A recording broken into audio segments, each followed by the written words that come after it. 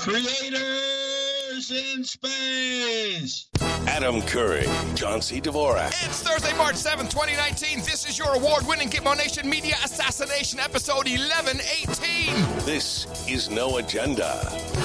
Tracking the new birther movement and broadcasting live from the hub of European travel in the Schiphol runway suite. In the morning, everybody. I'm Adam Curry. And from northern Silicon Valley, where we're shouting out to Canada, 33s, everybody. I'm John C. Dvorak. It's Crackpot and Buzzkill in the morning. Oh, what about Scandinavia and 33s? What's going on? Magic number time? They had 33 ministers left. They had 33 this, 33. That's a lot of threes, 33s. It was like a week of it. Huh. And coincidence, Netflix has a new show on, which is, Called? It's called Dark. It's a German show, but they've dubbed it. So the voices are dubbed. Actually, the whole show is themed around this. You wrote about the lunar solar cycle, in which everything repeats itself every 33 years. Yes, from a cosmic point of view, right? In our oscillatory universe, every 33 years, the moon's orbit becomes synchronized with the sun's. Yeah. But that number, it reoccurs in our world everywhere. Jesus performed a total of 33 miracles. There were 33 litanies of the angels. Dante's 33 cantos enveloped purgatory, and 33 more in his paradise. It's also the age at which the Antichrist's rule began. Yeah. Never doubt the magic number. Hey, does anybody, I've run into, I had a guest on when I was doing Silicon Spin. I had a guest who sounded great. He was at the end of the table, and he talked like that guy. Yeah. He talked like this, so you could barely hear him. Yeah. In fact, you couldn't hear him. Okay. But he would the mic would pick him up, and they'd jack up the mic volume. Oh, yeah. So it sounded great when you listened to the show. You had this guy with his voice like that, that guy. Yeah. Those people who talk like that, you cannot hear them. No. No, you can't. So your question is? Are we supposed to believe that this guy is sitting around talking like that when nobody can hear him? Yeah, there's 33 of this, and Baskin Robbins is the first. No, that was 33 flavors. I thought they had 32 flavors. I thought they were one short of the magic number. Yeah, the guy who owns the place ate the 33rd. So here I am in the hotel room, the runway suite at Schiphol Airport. Sounds good. Well, it's soundproof, which is great because you can see the planes, you can see them taking off, you can't hear them, but it's like dead in here. It's like living in a coffin. Even the air doesn't make noise. You turn on the heating, no noise. Huh. Yeah, but it's good. It's good to be here. I've learned a lot of things. What's the name of this hotel? Well, how about I not give the name of the hotel? How's that for an idea? How about I not do that? Hotels are in the airport. There's not many.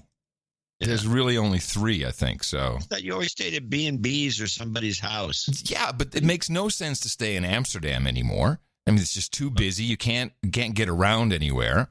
So it would have to be somewhere where I'd want to be, and for some reason, which I don't have, I was here only for 2 things. Of course, one, to see Christina, who's in Rotterdam. Easier to get there from somewhere in the middle of town, from the airport.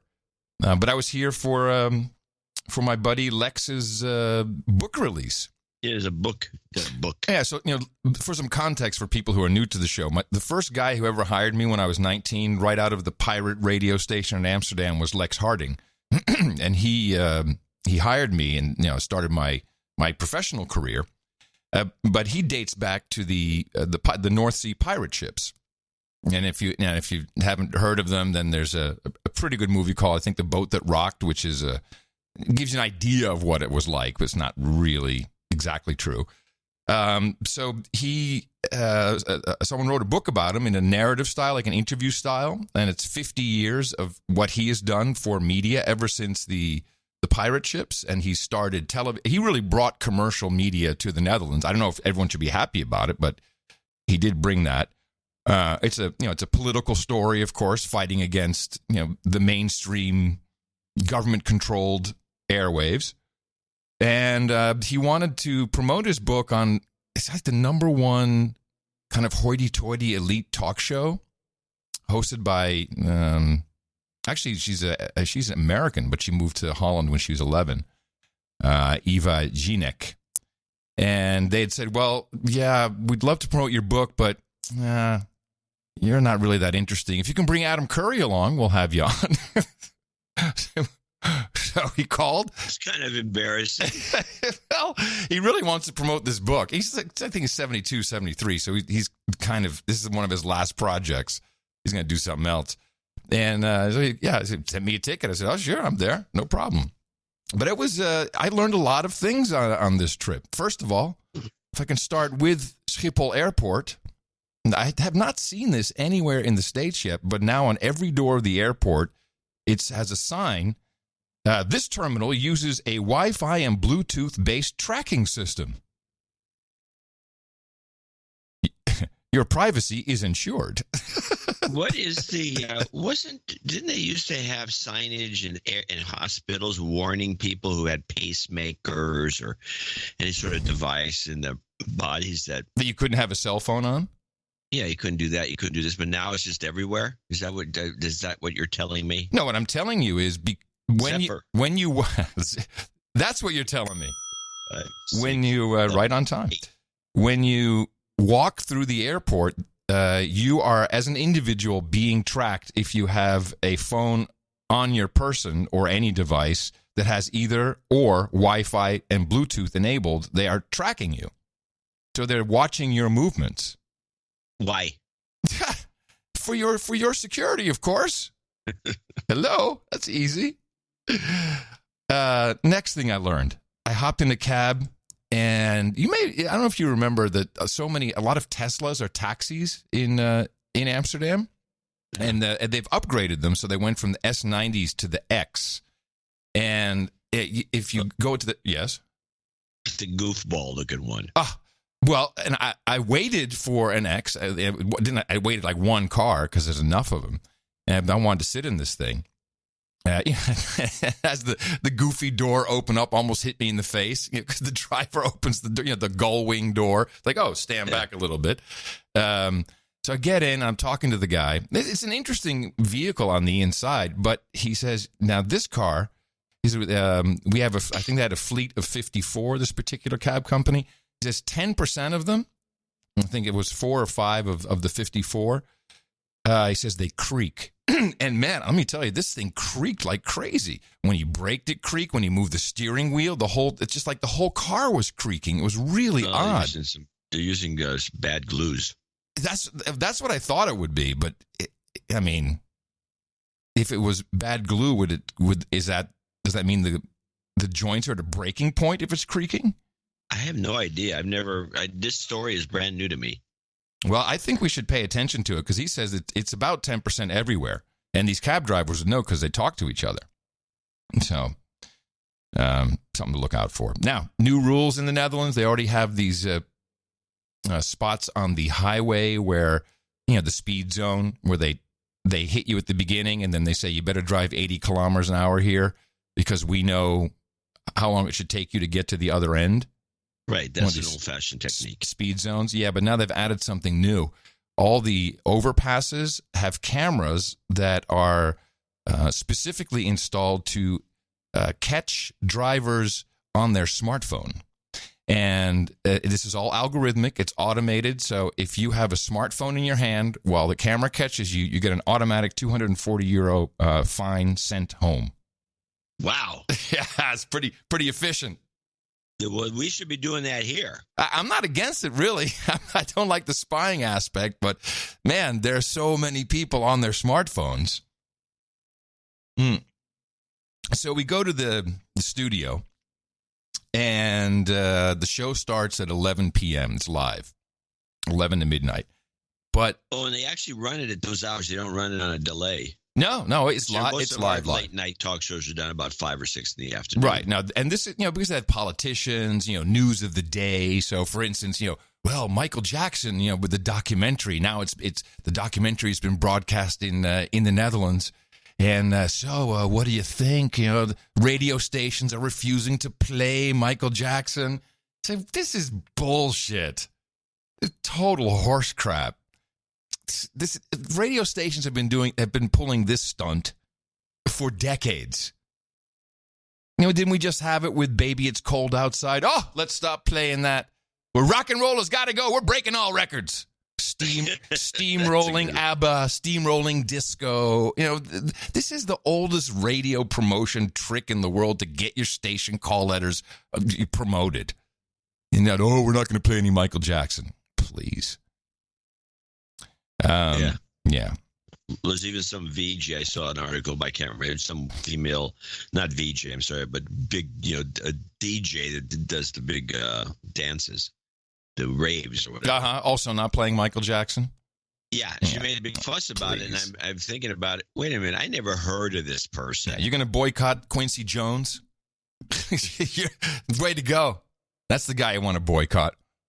Anyway, so as we're waiting for for the show to start, the country is going nuts. They're not on the street. They're all inside, and people are jumping up and down in the green room because massive upset.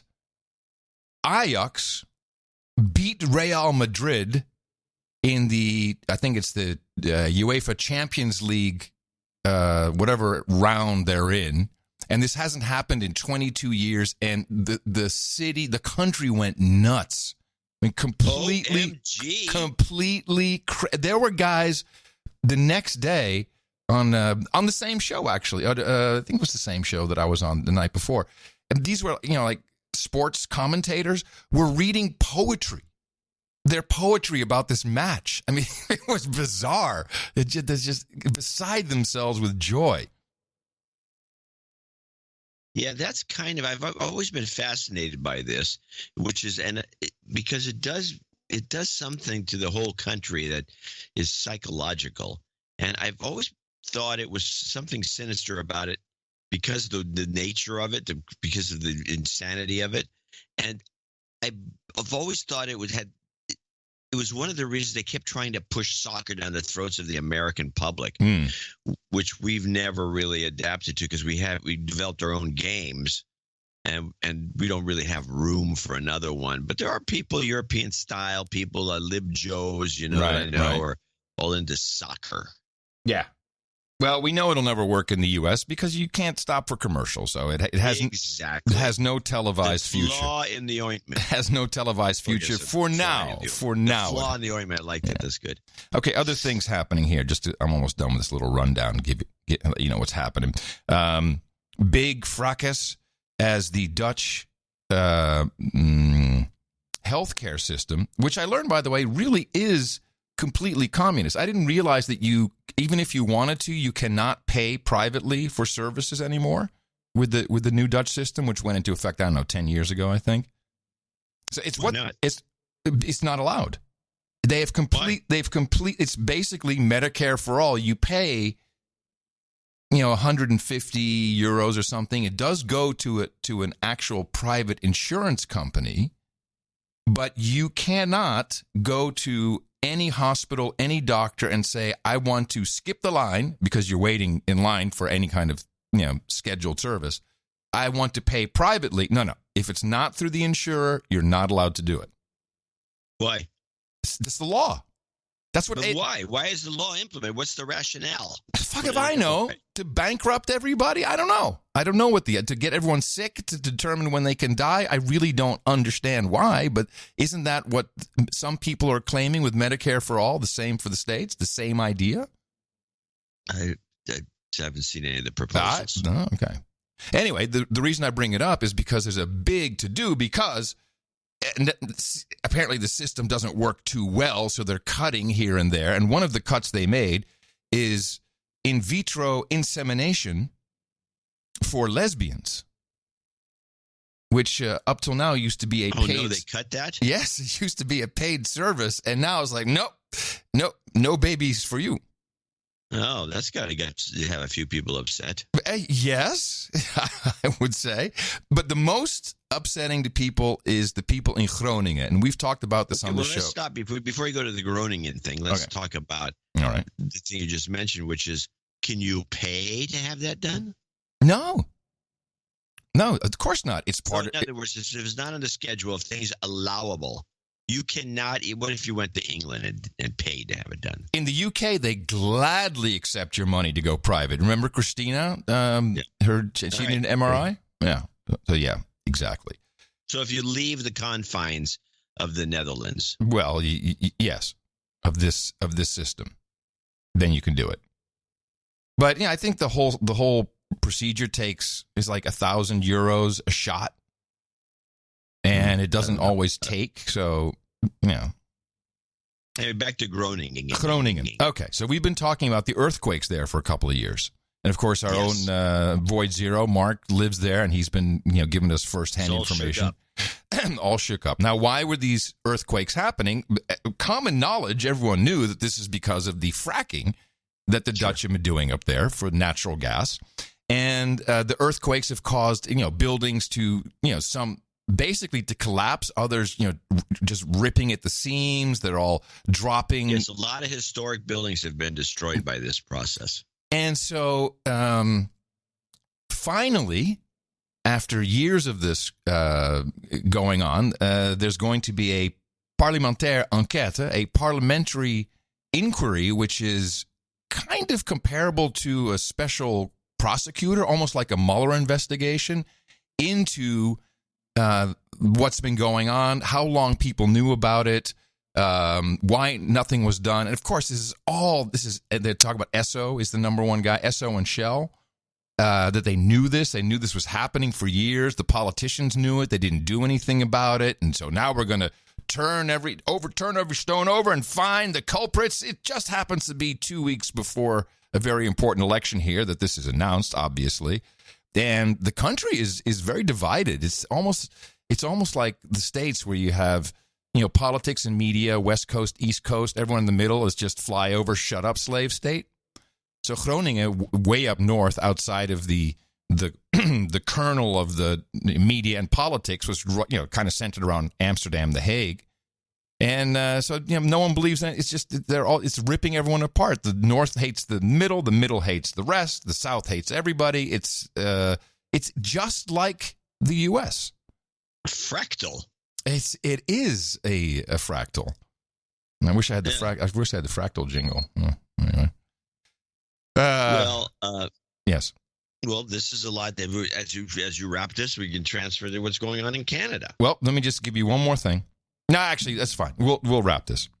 So yes, actually, they had a earthquake in Scandinavia, right? Did I read that somewhere? In the middle of nowhere, in the flat area, 4.6 quake, and the Canadians don't even think twice about this. They stopped all fracking within the huge region, Alberta, and it's not even an issue. They know that that fracking causes quakes in some areas, and they just took care of it. It's not like there's a debate. I don't understand why in Holland and elsewhere there's a debate about it.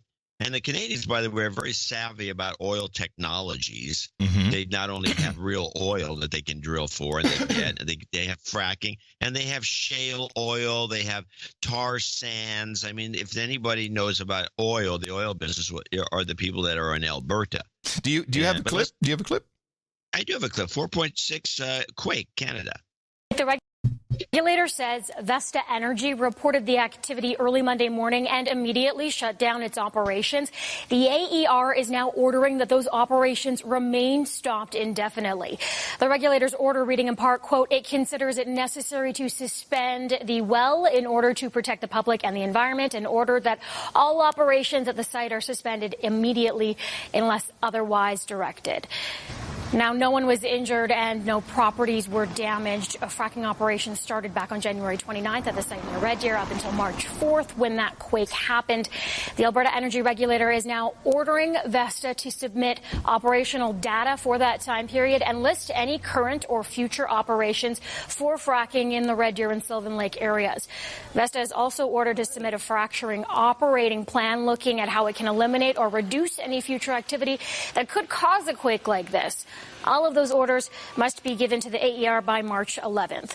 Vesta Energy responded with a statement as well, reading in part, the safety of the public, employees and contractors is paramount, and Vesta takes this incident very seriously. The company is cooperating with the Alberta Energy Regulator and is focused on meeting the conditions required to lift that order. Now, Blake, once the regulator gets all of those documents that it needs from Vesta, it will look into if the proper regulations were followed in this case. Then it can look into the next steps. But there's no timeline at this point of when Vesta's operations could be back up and running. So they just totally kick ass up there. There's none of this dicking around having a special investigator. They just shut it down. It's done. Go over the documents and see what the hell's going on here. Well, this baffles me how these people in these other areas are so buffaloed, and that the public or any member of the public would take the side of the frackers when all of a sudden you're having an earthquake. It's never made any sense to me. I have the Canadian Minister of Environment and Climate Change. I didn't know that was an actual post. Environment and Climate Change. Her name is... the Canadians aren't perfect. Catherine McKenna. She was at a Trudeau rally where he was ignoring anything said about what he's been doing. And this is how the Minister of Climate Change sounds. So let's talk about climate change for a second. Who believes it's real? Who believes in science? Woo! Science! We got a report last year that said we have 12 years to take serious climate action. We are all in this together. We need to act. And just remember last year. Who remembers last summer? I do. Who remembers the extreme heat that we felt last summer? Who remembers that people literally died of extreme heat? Climate. It is for her. Hey, stop a second. How come weather's only climate when it's hot? Yeah, that's because when it's cold. I mean, I said something on Twitter. Hey, it's good. You know, you make some joke about it's freezing cold, and you bitch and moan. You say something about climate change. Oh, wrong. I sound like Trump. Weather's not climate. Weather's not climate. Yeah. And these people do the same thing on the other side of the coin. It's unbelievable to me. No. You can believe it. You know it by now. It's nothing. I'm staggered. Oh, okay, that's... Who remembers the extreme heat that we felt last summer? Who remembers that people literally died of extreme heat? Woo! I've called mothers. I called mothers. This is like she's calling mothers of soldiers who were killed overseas. I called mothers. In British Columbia, where there were forest fires. Remember those forest fires? Climate change. Guess what? They were scared for their kids to go outside because the air quality was so bad. And who remembers a couple of years ago, just by the DVP, where there was a flash flood, rains, and it was actually flooded the DVP, and it trapped a whole bunch of commuters. Oh. Now, all of this talk, which I think John and I really, we don't believe we're going to be dead in 12 years. We don't believe that if we don't change something significantly, it's all going to be over in 10 to 12 years. And we have backup. We have plenty of backup. Plenty of backup. However, people are being affected by this to an extreme degree. Children, certainly.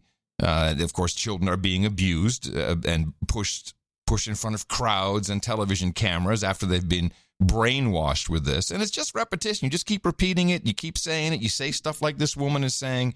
But you have fires. Kids hear this. This is a thing called the internet. They're on it. And when they grow up and when they're a little bit older and they're thinking about having kids, what do you think happens? Well, enter the birth strikers. Why are you on birth strike, Blythe?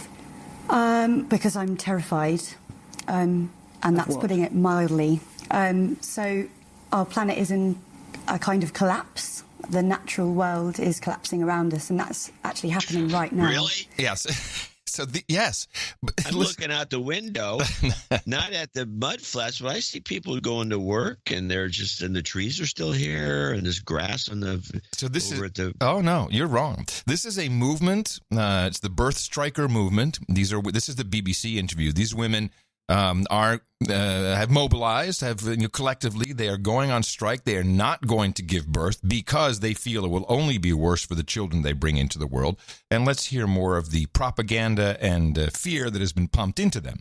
And I'm so disappointed by the response by authorities to this crisis. And yeah, you can hear the talking points. This is what they've been told.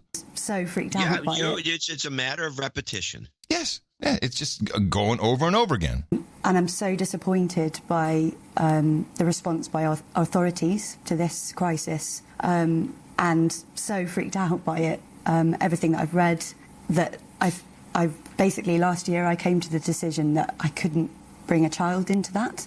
And I was asking around people that I know, put it a little bit out on Facebook, and realised actually quite a lot of other people are making this decision. Yeah, and so we realised it was really important to tell the public that there are people out there that are so scared about this that they feel that they can't actually have a family. And you have come to the same conclusion, Alice? Yeah, I have. I mean, each day for me is a struggle. I really do. I'm so depressed. I feel so hopeless over how, I'm reading just in the last couple of months even that, insect numbers are plummeting so fast. It now threatens the collapse of nature, that we're losing biodiversity. We're not losing it. That way it gets better. Oh, she has this from Richard Attenborough. Destroying biodiversity so quickly that threatens our food, and the UN have said that could lead to the risk of our own extinction. David Attenborough going on TV to say the collapse of civilization could come from this, and I know that is so hard to really sit with and take in, but I have done that, and that has led to just a fear that I've never felt before, and my decision for being on birth strike. What? Aye. Yeah, almost done. Mostly has come from not wanting to pass that fear on to someone else. If we're in this situation now, even since my parents had me, we've destroyed 60% of life on this planet. What would that be like when my child's my age? Will there be 10% left? That's not just to do with being, a nature wildlife enthusiast like I am. That's dangerous as well. It's life and death. Life and death. That's right. This is the result. This is what happens. Now, I think it's done on purpose. You want these people to. There's a couple of aspects. First of all, it thins the herd. I was going to say it does eliminate weakness from the gene pool, doesn't it? Yeah, and you got dummies that probably shouldn't reproduce. It sounds like they have no logical abilities to just think straight. Yeah. They're stupid, and okay, we got rid of them. It's sick. Yeah. It's just sick. I mean, I don't know what to make of it other than... AOC came out and told people not to have kids. Well, she said it's right that people question that. But this is a dangerous message. This is not very smart, unless it's all part of the plan, and that's why we need to bring in everyone from South America. Maybe it's possible. I mean, if you want to really be a conspiracy person, you could make all kinds of conclusions, but it's not good for the society. It's not good for the culture to have all these people like this all freaked out. It's not healthy. It's not good for anything. You can't get a good workforce if you have everyone thinking like this. But I mean, they kind of think like this in Silicon Valley, and they're doing okay. And the BBC, who no longer allow dissenting voices when it comes to climate change. Voices. This is the BBC. People take that seriously. The BBC is to be believed by most. Yes. So, the Be Believed Corporation. Yes, exactly. What else is going on in your neck of the woods today? Well, since we're kind of touching on Trudeau, though, I want to get a couple things out of the way. Okay. Which was, they have this thing on CBC called the Red Chair. Yeah. And they go to various parts of the country and they drop a red chair. This is a format I've seen in Europe. Yeah, well, that's probably where they got it. Yeah, We have nothing like that so far that I've seen in the United States. There's they have a lot of interesting ideas that could be employed, but we don't do it. But they do. And it's about Trudeau. Okay. Because, we didn't really discuss this, but Trudeau is is in a lot of trouble. And yeah, it's good to talk about climate change to keep people from thinking about it. Right. Well, this is the SNC Lavalin that we talked about on the last show with with the operation, $30,000 worth of hookers. And you get a lot of hookers. Yeah. So there's an election coming up, and that's, as you pointed out, and so they put the red chair down on the CBC to let people talk about what they think's going on. So let's play the red chair segment of the CBC and this guy cut a lot of it out because mostly music and they're dramatizing it. It's about what people are thinking on the street. The Liberals have taken a hit in the polls since this all began, while the opposition parties have gained some ground. And with an election now about 7 months away, that matters, especially in ridings like Peterborough-Kawartha, just northeast of Toronto. It's represented now by Liberal Cabinet Minister Maryam Monsef, but the area has flipped back and forth between Liberals and Conservatives for decades. So we took our red chair there today to see how voters are feeling now. So when they show this, they have this guy with a red chair, and he puts his dramatic. Is it a comfy chair? Is it just a wooden chair? No, it's not a big comfy chair. It's like an office waiting room chair. Oh, okay, a cheap one, but it's very red. Mm-hmm. And so here we go. It was just a few thoughts from Canada. What do I think of my prime minister? I would like to see him resign. So I feel that if he can't get his own house in order, he doesn't have the confidence of the country, and he certainly doesn't have my confidence that he can run the government of Canada. I know what a lot of other people think of him. They want him out. I feel like he's in a tough spot, but he probably got himself into that mess. I think Justin Trudeau is the man for me in office, and I would vote for him again tomorrow if tomorrow were election day. I actually don't think that it's that outrageous that the government of the day is going to want to see a company like SNC Lavalin stay afloat and stay alive and employ people in Quebec. In the last election, I voted for Trudeau. In any upcoming elections, I will definitely be rethinking that decision. It's going to be interesting this year since Bill C-76 was passed in December, which requires all online platforms, this is the Canadian bill, to keep a registry of all political and partisan advertisements they directly or indirectly publish. And since they haven't been able to figure that out, they are going to ban all political ads before the Canadian election. Good luck with that. By the way, it's supposed to be, it's directly or indirectly. So, does that mean a link from something as well? So they're going to remove search results? I don't see this. I don't see how this is going to work. This is going to be. I don't see how the media can put up with it. Why? Well, you can't ban advertising. No, just online, not on television. Oh, just online. Oh. And by the way, I don't know what they do on television. I have no idea how it works in Canada with political ads. But online is definitely important. And if there's an actual bill that requires platforms to do something, and so now they're going to ban all political ads, good luck, directly or indirectly. I think this is going to be messy. They can't do it. The way you'd go about it if you wanted to circumvent this, of course, is with some really high quality native ads.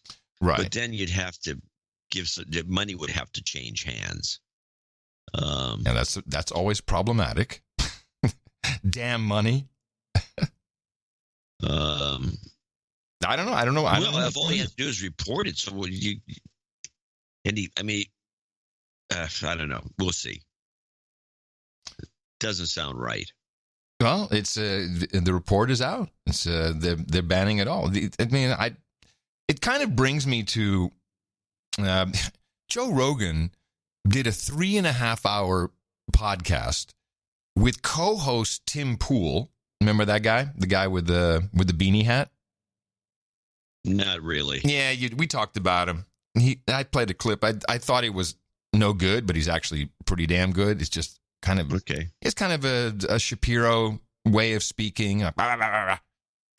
And so he brought on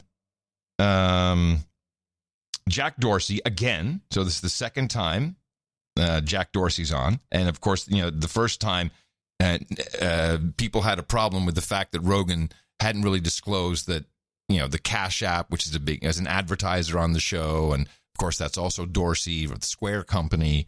So people had a couple of issues about that. But really, they felt that no justice had been done to the deplatforming issue. And we played a couple of clips from it. It's like, it's about, behaviors, and that's the kind of stuff they're looking for. And he was pretty clear that, algos really can't do that much. So now he came back and he brought along Vijaya Gadde, and that is his, she's in charge of trust and safety at Twitter. She's the one they've had plenty of clips from on different online operations bitching about her.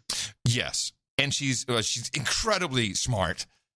She's very well spoken, has an answer for almost everything. And I listened to the whole show, and it's entertaining. And everyone's really well prepared, but they all, without coming to the conclusion, they all kind of figure out that, well, there is no way to police speech based upon behavior within any context and make it scale. I mean, at a certain point, I think Jack even says it's hard to scale. And they only have 4,000 people working at Twitter. None of those do this work. So they have all these contractors who are trying to understand, the difference between I'm going to take you out, as in I'm threatening to kill you, or some guy saying that because they play World of Warcraft together. Going to take her out to dinner. Yeah, exactly. So, I'm going to take you out. So it's impossible to police this from a technological standpoint. The AI doesn't work. The ML doesn't work. So it's all people. Just to stop you for a second, all this talk about AI and all the rest of it. When somebody can translate a French wine site and not keep saying castle instead of chateau, which is what they're called. Yeah, there's your context. There's your context problem. Yep. And it's like if you haven't gotten that far with being able to do that little, this is all bull crap. Yes. And what they kind of figure out without saying it, although the accusation goes and there's defense about it, is, you're policing based upon bias, which of course is true. Because your bias is how you read something, because that's all it is, Twitter, how you read something within context and what your feeling is about it. And I have the best example. So that's the only clip I need to play from this 3.5 hours. It was about the deplatforming of Alex Jones, because, of course, that was... Is there something you need to ring the bell about? The that was your fourth lip smack. Thank you. It's also much later here, so I have more smackage available. I'm just telling. I didn't want to. 10 to 7. After the third one, I said, well, then I said, okay, from now on, I'm ringing. Okay, thanks. I appreciate it. Sorry. No, it's okay. It's a good point. But go on with your thing. It's about got one clip out of the 3.5 hours. Yeah. Well, yes. And it's about the deplatforming of Alex Jones. And this is a perfect example of bias, and to such a degree, Twitter had such a bias in this example, as told by the chief muckety-muck of trust and safety herself, that they don't even realize they were wrong in this particular instance. And of course, I can back that up. So again, it's all about behavior. Remember, Periscope is also is also a Twitter property. So when something happens there, that counts towards your platform ability on Twitter. And so here is so here's the clip from the show where she explains exactly what happened, and I'm going to refute this. We did not follow. We resisted just being like a domino with our peers because it wasn't consistent with our rules and the contract we put in before our customers. So what was it that made you ban them? So there were 3 separate incidents that came to our attention after the fact that were reported to us by different users. There was a video that was uploaded that showed a child being violently thrown to the ground and crying. So that was the first one. The second one was a video that we viewed as incitement of violence. I can read it to you. It's a little bit of a transcript, but now it's time to act on the enemy before they do a false flag. I know the Justice Department's crippled a bunch of followers and cowards, but there's groups, there's grand juries, you called for it. It's time politically, economically, and judiciously, and legally, and criminally to move against these people. It's got to be done now. Get together the people you know aren't traitors, aren't cowards, aren't helping their frickin' bets, hedging their frickin' bets like all these other assholes do, and let's go, let's do it. So people need to have and then there's a bunch of other stuff, but at the end, so people need to have their battle rifles ready and everything ready at their bedsides, and you've got to be ready because the media is so disciplined in their deception. So this is... Okay. Before I continue that clip, let's just go back. What did we hear? We heard her read a transcript, and then she jumped to the end and said there's a whole bunch of other stuff, and then he said this. Let's just replay that. And then there's a bunch of other stuff, but at the end, so people need to have their battle rifles ready and everything ready at their bedsides, and you've got to be ready because the media is so disciplined in their deception. Okay, so is that what Alex Jones actually said? Did he say you got to have your battle rifles ready because the media is coming? Let's just double check. Let's make sure I'm not mishearing this. People need to have their battle rifles ready and everything ready at their bedsides, and you've got to be ready because the media is so disciplined in their deception.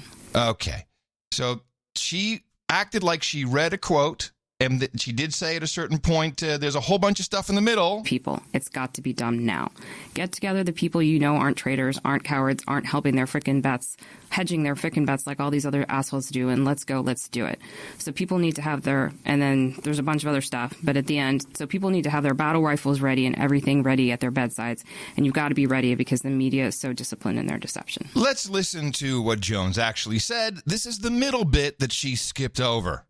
But America needs to know that they've got their little pathetic commie red teams ready. And they've got their targets picked out. The sheriffs, the judges, the police chiefs, the patriots, the veterans, the talk show host, everybody. And everybody's going to be amazed when they come, when those cowards come. And it's going to hit in the middle of the night. And they're coming. And they're coming. And they're coming. They think they can really take down America.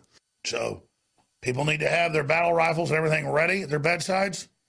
And you got to be ready because the media is so disciplined in their deception. Antifa attacked all these people at the White House, beat up reporters, beat up women, children, no coverage. I mean, they've got discipline, folks. They've got criminal discipline because they're a bunch of followers. So she makes it sound like she cuts it off at the media, which he then subsequently goes on to say that, they're deceptive. But being ready is not about the media. It's for the red teams who are coming in the middle of the night and they're going to come after everybody. But this is not a call to violence. No, it's a call for self-defense. So this is... You're saying that this is a call to violence against the media. That's what it sounded like to us at the time. And there have been a number of incidents of violence against the media. And again, I take my responsibility for what happens on the platform and how that translates off platform very seriously. And that felt like it was an incitement to violence. So I call bullshit. That was not at all what that was bullshit. About. I mean, it's a misrepresentation. She's a liar. Yeah, she's a liar. She misread the quote. She skipped the whole preamble to the so-called offensive part, and she didn't read the end of it, which kind of takes it away from going after killing the media, which she says, incitement to violence to go after the media. There's been a number of attacks on the media. Are you kidding me? This is that's terrible. And fuck Twitter. I'm sorry. I mean, if that's what you are dead in the water, Jack Dorsey. I really like you. I like Twitter, but you can't police this. If this is what you're going to do, you're going to go out of business. And the dark web, as they said in the show, Well, that woman is the problem. And if you listen to her, I've heard this voice before. This is that arrogant, know-it-all Berkeley type. She's got a degree. I have a woman like that in a clip coming up who's there's a little school called Hampshire College, which is having to close down because women like this woman, there's just this arrogant little twerpy woman, was if you just to keep in this. Hopefully, this doesn't go off the track by my doing this, but just listen to this. Is the Hampshire College shuttering, and now the students are protesting. The school can't make any money or it's just falling apart. Whatever's happening there is a function of the students themselves. This is kind of what happened at Evergreen, where the know-it-all students, instead of coming to learn, are coming to lecture. And listen to the woman's voice and see if you can hear this kind of disgusting twang that, I mean, I hear it. I'm in the San Francisco Bay Area, so I have to deal with this constantly. And in Massachusetts, students at Hampshire College have been staging a weeks-long sit-in in the president's office, protesting what they fear may be the future shuttering of Hampshire College. In January, the president of Hampshire College announced they would seek to merge the school with a strategic partner before laying off staff in the following weeks and announcing it would not be admitting a new class of freshmen in the fall. This is a Hampshire College student with the group Hamp Rise Up, which has been organizing the protests. We're fighting for transparency, better representation, and an educational system that listens to us and actually serves our best interests. It's really tragic, the fact that schools like this are closing down so rapidly. And now that we're here in the midst of this movement, I realize how important education is and how essential it is for these places to exist. Yeah, it's the same wood. Yeah, cut from the same wood. I agree. Yeah, she wants transparency, and she wants a school that listens to them. Yes. You know, it seems to me that that's a moment in time where you want to do the listening. But these students and these people, and this woman at Twitter, they want to do all the talking. The thing is that while they're talking about bias and, Twitter saying, well, we're not, this is, it's all factual and it's about behavior. She literally showed her bias there in what she heard without even listening to all the information. And, if you listen to the whole show at a certain point, it's like, well, it's Rogan and Poole are saying it's very important that you let all these voices be heard. Otherwise, it goes to the dark web. And I'm like, go dark web. We need to win with the dark web. In fact, you know what is a very scary little thing that just came out a couple weeks ago? Dissenter. Have you seen this? Dissenter.com. It's a part of Gab. No. Oh, so, Gab, which is basically the alt-right Twitter, because that's the only everyone who's been deplatformed from Twitter goes over there. So now they have, it's a browser extension. You get it at dissenter.com, and you just get it with your Gab credentials. And what happens is you can create a thread, like a Twitter thread or a Gab thread around any URL. Then it's really taking off. So people are having entire conversations about one particular URL, and it comes in just like a social network, but it can be about anything. And I think it's a genius idea, because that's what a lot of people do anyways, comment on links. And now it's completely decentralized. And I think, this is the kind of thing that will blow Twitter out of the water. It won't take much. I agree with your thesis that these social networks won't go away until there's something else to go to. And I see something like Dissenter working. Yeah, it could be. I'll check it out. But this interview, I think, was very important. It is the death knell for Twitter. They are so full of themselves. And I don't know if Dorsey is insane or if that he really believes that somehow artificial intelligence and machine learning will be able, when his own leader, president, vice president, whatever she is, CEO of Trust and Safety, can't even get this one right. And he doesn't hear it either. They're going to train some machine learning to do this? No way. Yeah. All of it's dead in the water. It's ridiculous. So it's not going to take much. It's going to be one of these weird outfits. Well, some better. Some people flock to. Yeah. Same thing could happen to Facebook, but there's nobody even going after them. Well, but Facebook is in so much trouble right now. People are abandoning it in droves. Well, it should be smaller. Yes. Yeah. You saw Zuckerberg's state of the face bag union? No, I didn't. Oh, yeah. All about privacy. Yes, we're moving towards a private. No, I did. I'm sorry, I did. Yeah, we're moving towards a privacy-centric model. Yeah. Sure. It's all about your privacy. We believe that your conversations with people should be private between yourselves. Sure.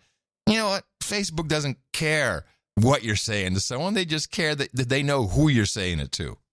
So they can target more people with stuff you like and they like. It's that's what that was the grand scheme from the beginning. And the funny thing is, it is somewhat ironic because many technologists in the early days of the whole revolution, let's say in the late 70s and throughout the 80s, were advocating for this. Oh, we want to only get ads that stuff we're interested in. That would be so great. We only want to read about stuff we're interested in. That would be so great. Yeah, it turns out that's really bad because that's exactly what we got. We only got stuff we're interested in. It turns out to be crap. Yeah, we got our own bubbles. Like, who wants that? Turns out that's not a really good idea. Forget about ads, just the content you get. So, well, the advertising business, we should mention, this is always the advertising business from day one has always been into targeting. Yep. And the better targeting they do, the more they like it because they can sell, a targeted system, a targeted process for more money. But what makes me so sad is that the actual workings of the internet is not taught. People have no idea. Kids are growing up in school.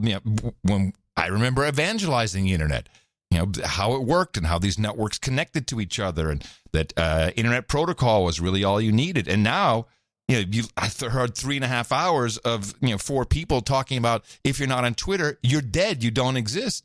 But this is not true. NoAgendaSocial.com, all of the Mastodon type services, people are using them. They are moving there. There will be a critical mass. Well, now, I don't even think you need that. That's the whole thing is bull crap. Yeah, just a website. In the pre.com era in the late 90s, they were talking about to an excess.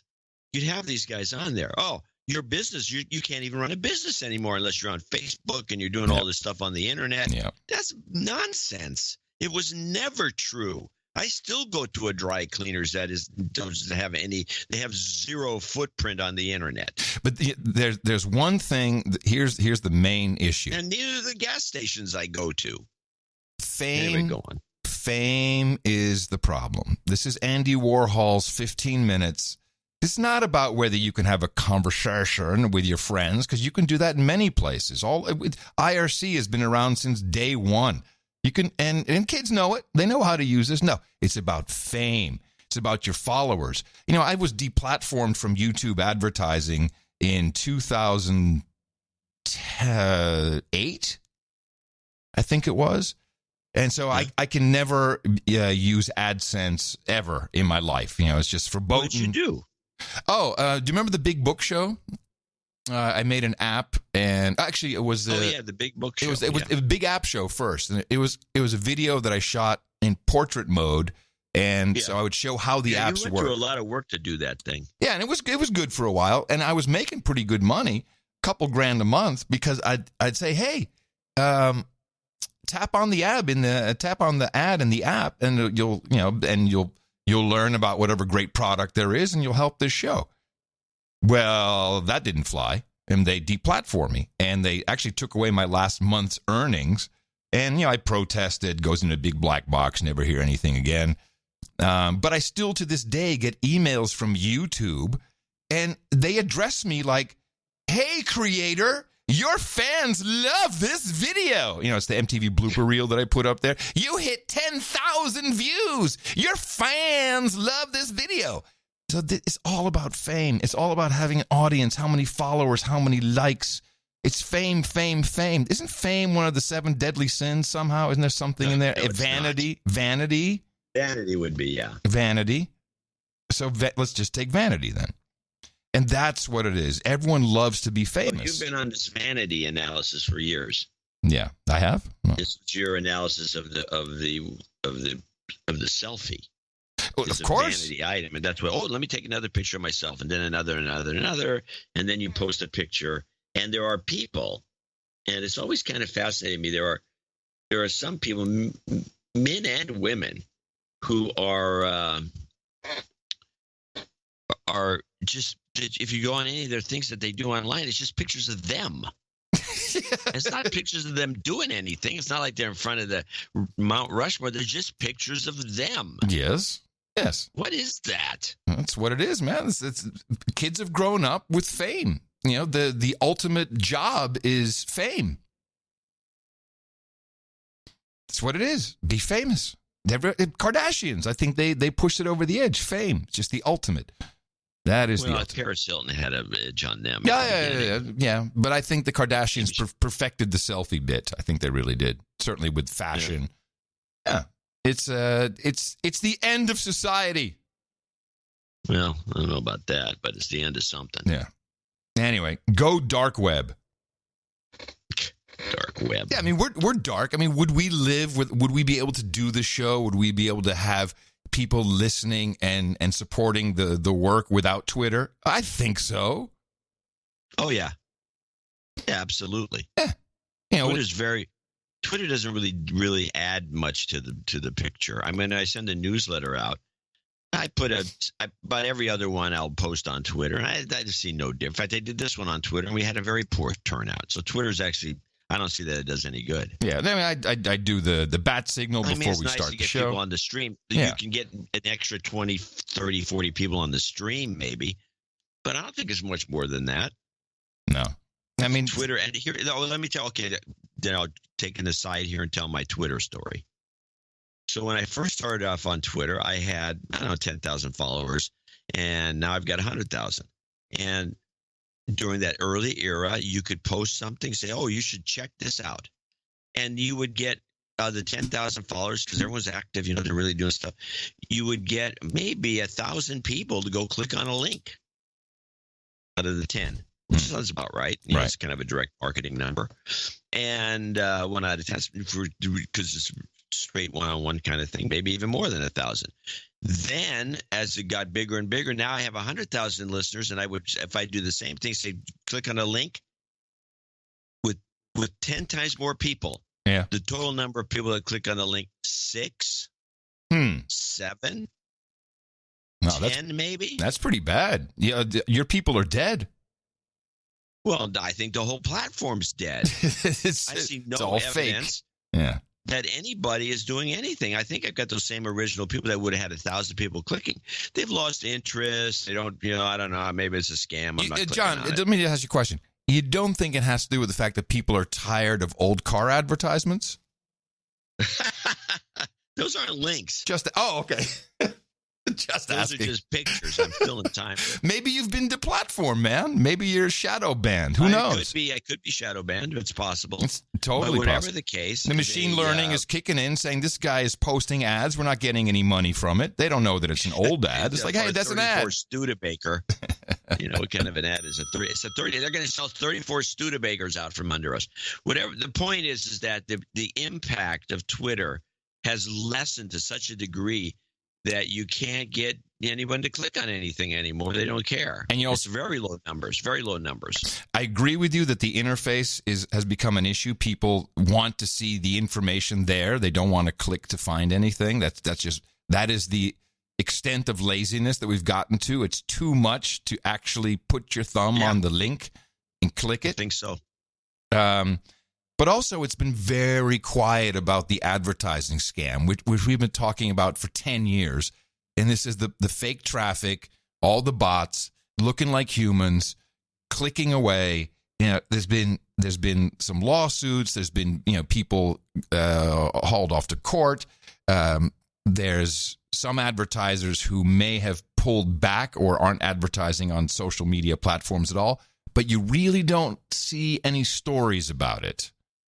You don't. It's like the Nielsen ratings. Before we had true tracking, which tracking has gotten much better. Thank you, cable boxes and Roku and all that. So we have the P+1, +3, +5 days to see who watched 5 days later. I mean, that stuff is is that's pretty scientific. But before that, it's just a sample. And yeah, statistically that should be right, but it wasn't always. Far from it. But no one really don't talk about it. ComScore, the same thing with the attribution of traffic. We talked about it a couple of weeks ago, where you just buy a stupid cat video site.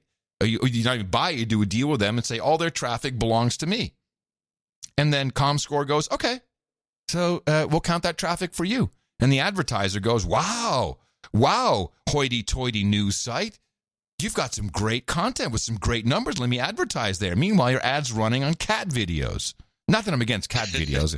I'm a fan of the cat channel. But, the cat channel is the best. You just don't hear about this anymore. So no, we're riding on a big... You want to try to keep the scam going as long as you can. There was a collapse with the .com collapse in the 2000 era. Yeah, when we figured out that hits doesn't equal visits... That's when that happened. There was hits. The old hits thing was nonsense. But there was a pullback of advertising during that little era when the .com companies were going out of business. Right. Everybody pulled out, and it exacerbated the problem, and even more companies went out of business, and it took 5 or 6 years to get that shakeup turned around. That's right. It just wiped everybody out, and it's going to happen again. Well, I, for one, can't wait. Time to get rid of some of these stupid... I mean, nothing would be better than to see some of these social networks just collapse under their own weight. Because there's a lot ready to spring into action. Well, we'll see. I think social network... I'm not a fan of social networks in the first place. I think they exaggerate problems. I'm not seeing the benefit to society or individuals. People waste too much time on them. This is just like the same with these smartphones and people having to put cameras on overpasses to catch people driving, but they can't spend 1 minute away from the damn phone. Man, people are laughing at me with my Nokia. Look, man, are you... What? They can't believe it here. They're very connected. Although iPhones are pretty much out. People are all buying Samsungs because they can't afford the iPhone anymore. And the Dutch... Yeah, I thought the price was out of control. The Dutch in particular are like, they'd be like, they're stingy. What about Huawei? Are there any Huawei phones there? I think there'd be Huawei. Huawei's a dynamite. Well, Huawei is paying the Dutch government to install the 5G system. Yeah, they love Huawei here.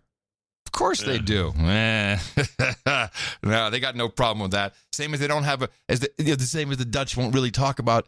Remember, just going back to Groningen for a second, houses are now being built without gas.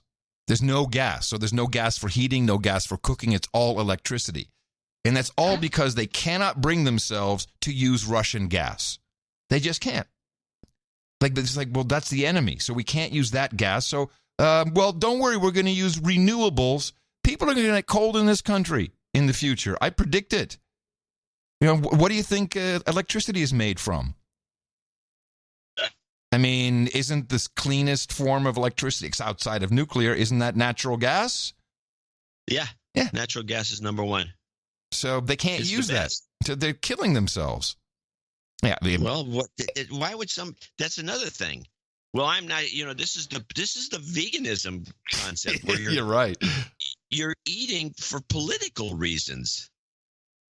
I tend to eat, because I like, certain kinds of food. I like to cook. I'm not taking a political stand with what I eat, and it's always political. Well, we're from taking a political stand of your own well-being is ridiculous. It's crazy. Yeah, the fact that you get talked into it. Which is, it's funny in some ways, but the fact that you can be talked into these things because why are you politicizing your life like that? It just doesn't make any sense to me. Well, this is so politics enters into your decision making. I'm not going to do that because that's a right winger that somewhere made that cookie. So I'm not going to buy that baked good. This is why we all wear our invisible no agenda hats here. Hold on a second. There you go. Put your hats on because you live smarter, more healthy. Your amygdala is small, And with that, I'd like to thank you for your courage and say in the morning to you, the man who put the C in the cat channel, John C. DeMore. In the morning to you, Mr. Adam Curry. In the morning, all the foods on the graphene, the air, stars on the water, dames and the nights out there. We got a short list today. We got one guy. This is sad. It's very sad considering that the newsletter went out specifically asking for associate and executive producers, saying there's going to be a slow show because we had half the last show was about the Austin meetup and all the producers we ended up with. And now we get nothing, which is sad. No, let me ask you a question. Do you think that reading all the names from the meetup that hurts and people don't like the show? It always hurts when we have a lot of people contributing. That's why we yo-yo. The next show. Yeah, that's why we yo-yo. No, those guys are doing fine. This is why you don't, brag about how much money you make or don't make. You bitch about it. But the point is that there was I said specifically that this was going to happen in the newsletter. You're right. And not one person out of almost 20,000 people that get that newsletter took the offer for either executive or associate executive producer. None. Zero. Nada. That's too bad. This guy did his own thing. He's not because the numbers aren't the ones that were offered. This is a higher number, actually. And so we have one loan. Let me change the ratios of this thing so I can actually read this note instead of being a shrunken thing on the spreadsheet. This is Sir Lucas of the Lost Bits in Tacoma. He came in at $333. And so he's our guy. He's the executive producer. Guy. He could have given $201. He'd be the executive producer.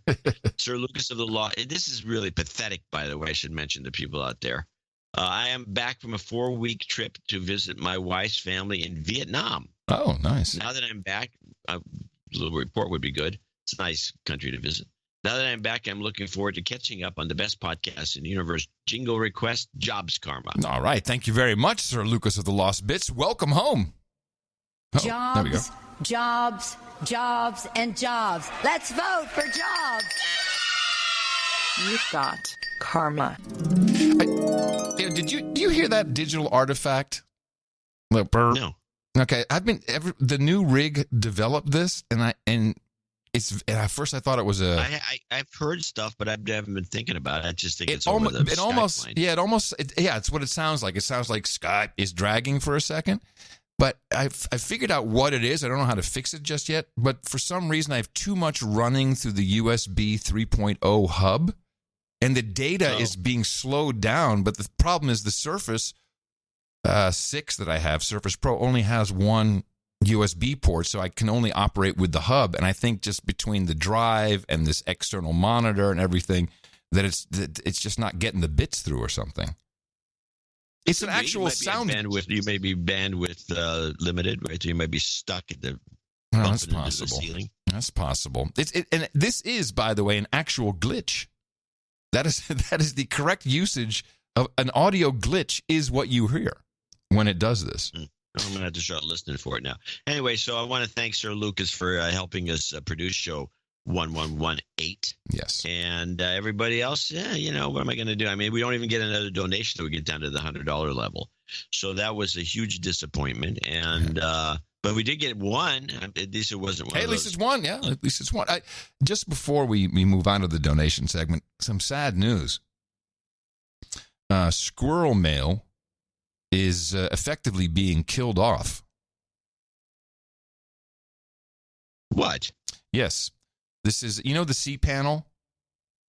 cPanel is like every standard kind of Unix installed, server has a cPanel. And they've just, this is back, of course, squirrel mail comes from way back in the days when webmail first started, but now they're removing it from cPanel, which really is the death knell, since it'll no longer be installed. There'll be no more people jumping on it unless you install it yourself specifically. And the reason is, I know the guy who invented squirrel mail. Well, he must be very sad. I'm going to ask him what's going on. Listen to this. Squirrel Mail's last update was May 30th, 2013, with their last release on July 12th, 2011. In that 7 years, 4 versions of PHP have reached end of life.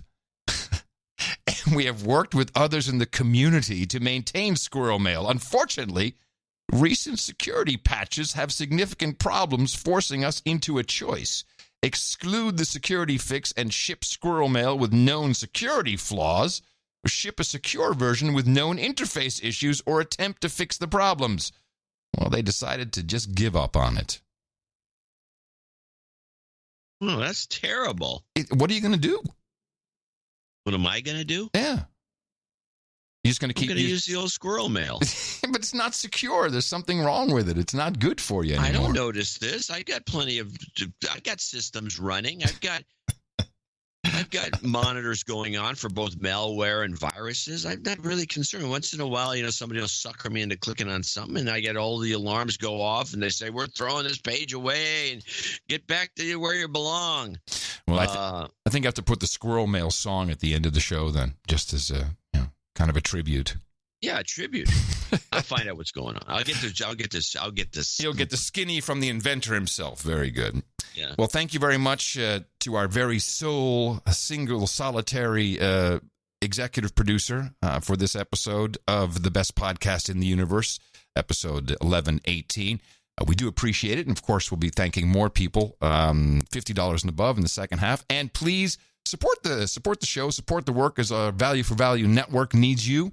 Another show coming up on Sunday, also from the Runway Suite. So look forward to that. And you can do it at Dvorak.org/NA. Don't tell me you don't know everything about deplatforming. Please go out there and propagate our formula. Our formula is this. We go out, we hit people in the mouth. Order. Shut up, slave. Shut up, slave. So let's go back to your little trip. Yeah. Did you get a plug-in for the show on the big network? Dude, they didn't even say I was the inventor of podcasting. I got nothing. I got nothing. No. Couldn't slip something in? No. How about wearing a No Agenda shirt? No. Yeah, that's classy. That's real classy. No, I'm not going to do that. It wasn't about me. It was about Lex and his book. I was just there for I understand. to make it entertaining. But the host has promised she's going to interview me because she did a big special around the 2016 U.S. elections. She famously had kind of like a blowjob interview with Hillary Clinton, which a lot of people here are like, oh, what the hell is that? And so she's going to do it again for 2020. And she said, can I come and interview? I said, absolutely. So she'll come and interview me for 2020. And then I'll just do it in the studio with all kinds of No Agenda signs everywhere. What, you mean the Cludio? No, by 2020, hopefully I'll be out of the Cludio and should have my own studio in Casa Curry. Signage up, yeah. I get some wallpaper. Signage. I need a skirt for the table.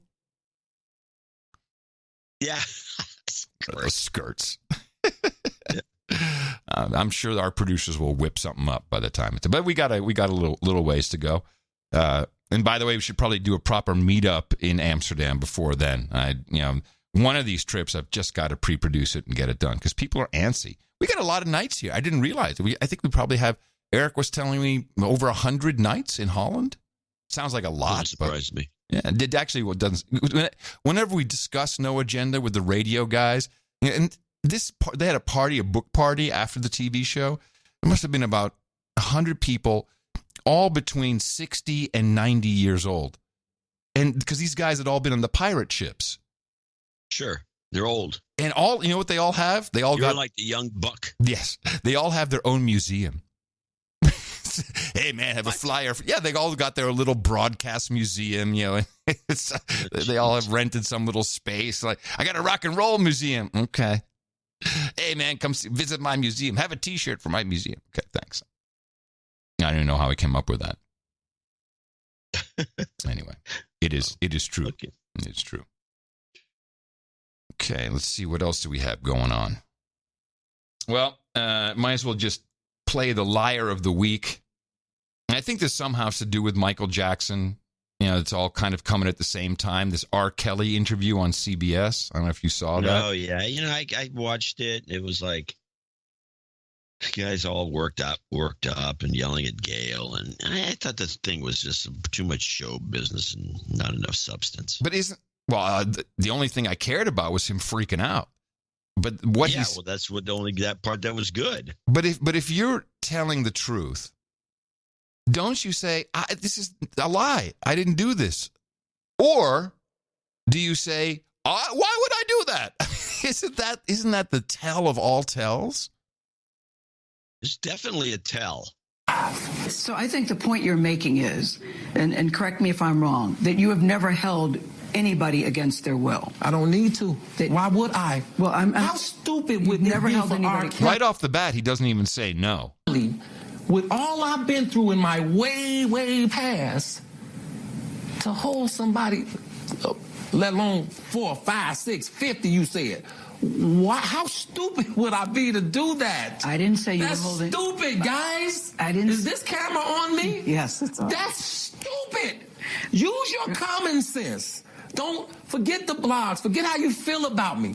Hate me if you want to. Love me if you want. But just use your common sense. How stupid would it be for me to, with my crazy past and what I've been through, right now I just think I need to be a monster and hold girls against their will, chain them up in my basement, and don't let them eat and don't let them out unless they need some... Say what? Too much detail. Yeah, exactly. And there's more detail. Shoes down the street from their uncle. Robert, stop it. Y'all quit playing. Quit playing. Robert. I didn't do this stuff. This is not me, y'all. I'm fighting for my life. Y'all killing me with this. I gave up 30 years of my career. Robert. 30 years of my career. Y'all trying to kill me. This is great. You're killing me, man. This is not about music. I'm trying to have a relationship with my kids, and I can't do it. Huh? What? Y'all just don't want to believe the truth. You don't want to believe it. At this point, we briefly paused the interview to give Kelly a moment. His publicist helped calm him down. I hope this camera keep going. No, we're going to let the camera keep rolling. This is not, doesn't even make sense. Why would I hold all these women? Their mothers and fathers told me, we're going to destroy your career. I got to tell you, these interviews, like with Jussie Smollett, and now we get Jussie Smollett, and I get R. Kelly. These are good. This is entertaining. It is entertaining. It's like this new format, Take down the big celeb. It's great. Yeah. Good old Gayle. First, you got to find a psycho celeb that makes it work. Well, I think certainly with today's, as we were discussing earlier, today's social media, we're going to see more of these people, these celebrities who fry. It's the brain. Yeah, you're probably right. Short circuit. The short circuiting is what's happening. And R. Kelly, he's been hiding out with his harem, alleged. I don't know. Maybe he's not paying attention to what's going on. Maybe he's all over it. But this is a short circuiting. Yeah, well, it's also kind of like you go on Gayle's show. It's like it's like you're in the stockade, public hanging. It's the modern day version. Yeah, modern day version. Well, so they're going after Trump in a funny new way. This is a new one I have to add to the list. Uh-oh. There's actually a couple new things that in fact they come up in the conversation here, but it has to be added to the list, which is that, and this is a rewrite. I've seen this before. This was done, and it's going to lead to another. We talked about it in the newsletter. It's going to lead to another round of nonsense. And this latest one, which began with, I forgot who started it. Was that Trump? Oh, it was in the Intercept. Some British Middle Easterner writer there claims that Trump, what proof do we have that if he gets voted out that he's going to leave? Oh, yes. You put this in the newsletter. I think you nailed it with that. You might want to reiterate it literally because that was good. Yeah, well, he just apparently Trump's not going to want to quit. So, and if he gets impeached, he's not going to, and he's going to call to arms for everybody to rebel. Or, yes, and right after he starts the Trump News Network, then he'll also write a law, the executive order that he can have a third term. Yeah, that would be the next in the. This is what happened with the. I first saw this with Obama Nixon. had that too. That was the right was saying George about Obama. Bush. Yeah. George Bush was going to run for the third term, and Obama was going to run for a third term. Clinton, maybe not. I don't remember the Clinton one exactly, but it's all bullcrap. So they start picking up on it. So not one. This becomes like a theme now. So we have this theme that Trump's not going to quit. So let's move it around the networks a little bit, and let's put it on Chris Matthews' show. Let me get back. Donnie Deutsch. Oh, Donnie Douche. Wait, Donnie Deutsch, the former advertising exec? I'm correct. That's the same guy, right?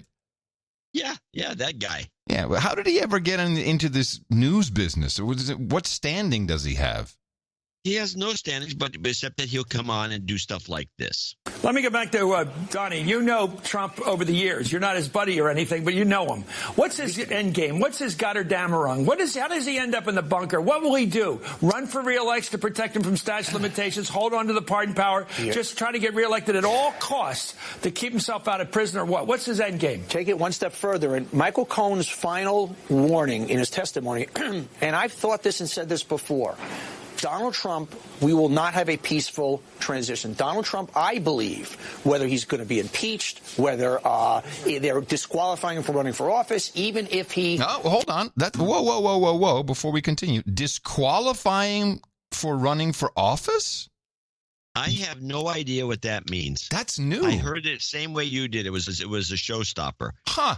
How does that work? How do you disqualify him from running for office? Maybe he lied about his age. He's not old enough. They're disqualifying him from running for office. Even if he gets elected out, he will tell his people to take to the streets. I know that sounds extreme. That's who this man is. There's 30% in this America, of this country, that he believes he owns, and he actually does own them. What did he say? He flubbed something. 30% of this America? What did he say? There's 30% in this America. No, okay, stop. Yeah. This is the other thing that's got to go on the list in the Trump rotation. Mm-hmm. TrumpRotation.com, everybody. Yeah, TrumpRotation.com. I have heard this so many times, all out of the blue, along with this idea that he's not going to leave if he's voted out. No. He said something else. If he's elected out, which is even better. I think that was just him elected out. We're going to have an election. I think he's just like he's fumbling for trying to sound very. We're going to have an election about who we don't want. Out. I voted you. Anyway, so this 30% thing, it keeps coming up. What is it? There's 30% of the public likes Trump, and that's it. And this really goes back to Brooks on the old PBS NewsHour, who always, at the beginning of the Trump run, was always seeing a 30% ceiling. This is some liberal progressive notion that there's this 30% of the public dummies that are going to support Trump at whatever, no matter what happens. And they keep using this 30% as though you have 70% leeway to vote somebody else in. It's bull crap. But anyway. Also, you got to be worried when people start talking numbers like that, like 30%. Is there a list you can get on to be a part of this 30%? I have no idea. He gets elected out, he will tell his people to take to the streets. I know that sounds extreme. That's who this man is. There's 30% in this America, of this country, that he believes he owns, and he actually does own them. The normal things we see, the peaceful transition, I believe Donald Trump is not beyond starting a civil war. Chris, I've known this man for 20 years, and if you watch every one of his plays, he tees off what he's going to do. I think we are really headed for a very ugly time in American history. I'm sad to say that. Well, I'm sorry. Thank you so much. U.S. Congressman Jackie Speier, as always, thank you very much. He got shut up pretty quick. Sad as that is, thank you so much. Goodbye. No, he had a hard break.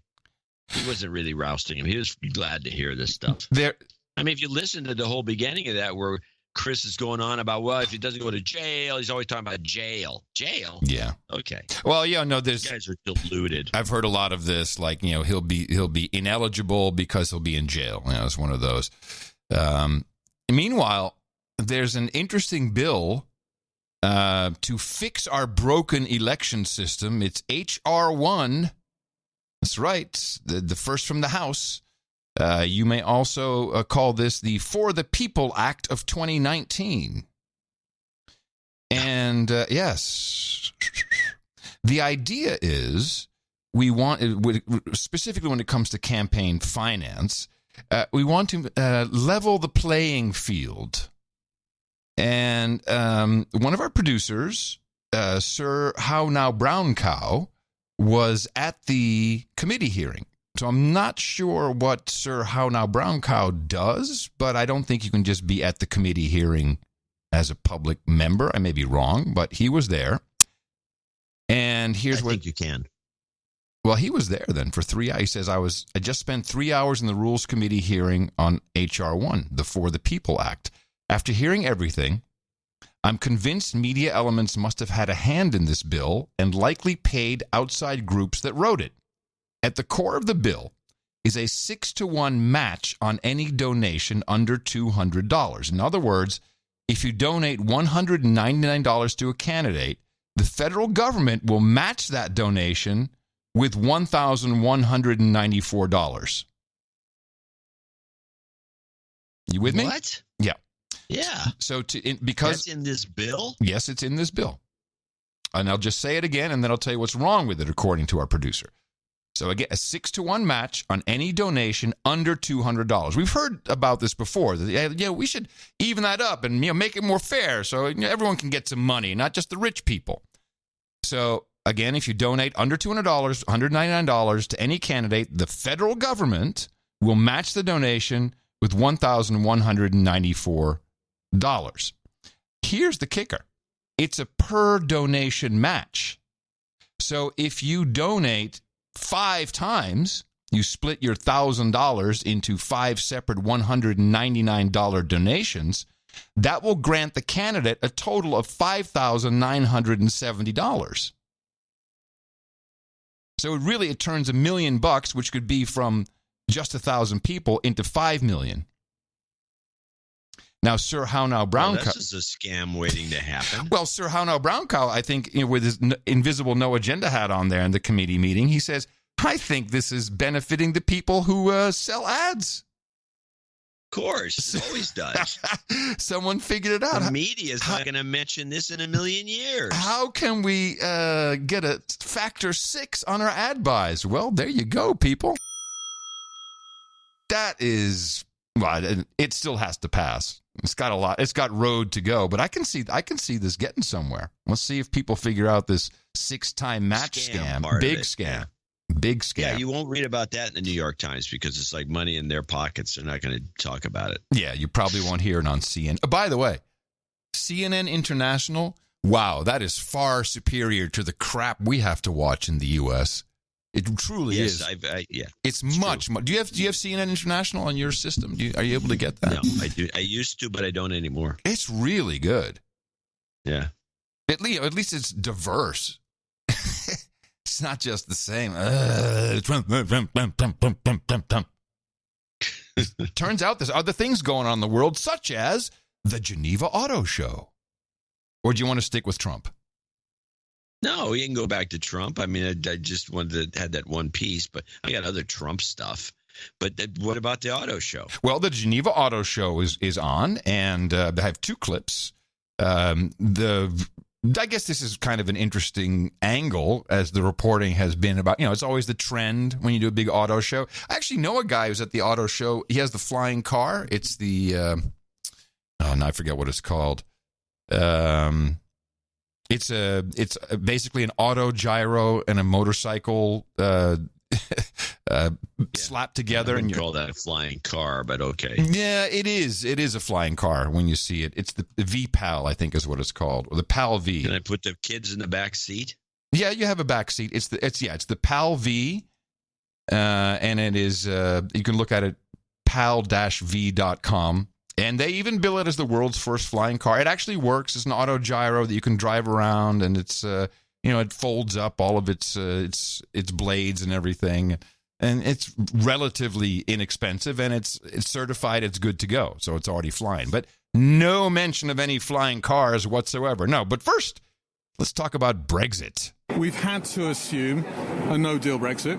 We're prepared for a no-deal Brexit, and we can cope with a no-deal Brexit.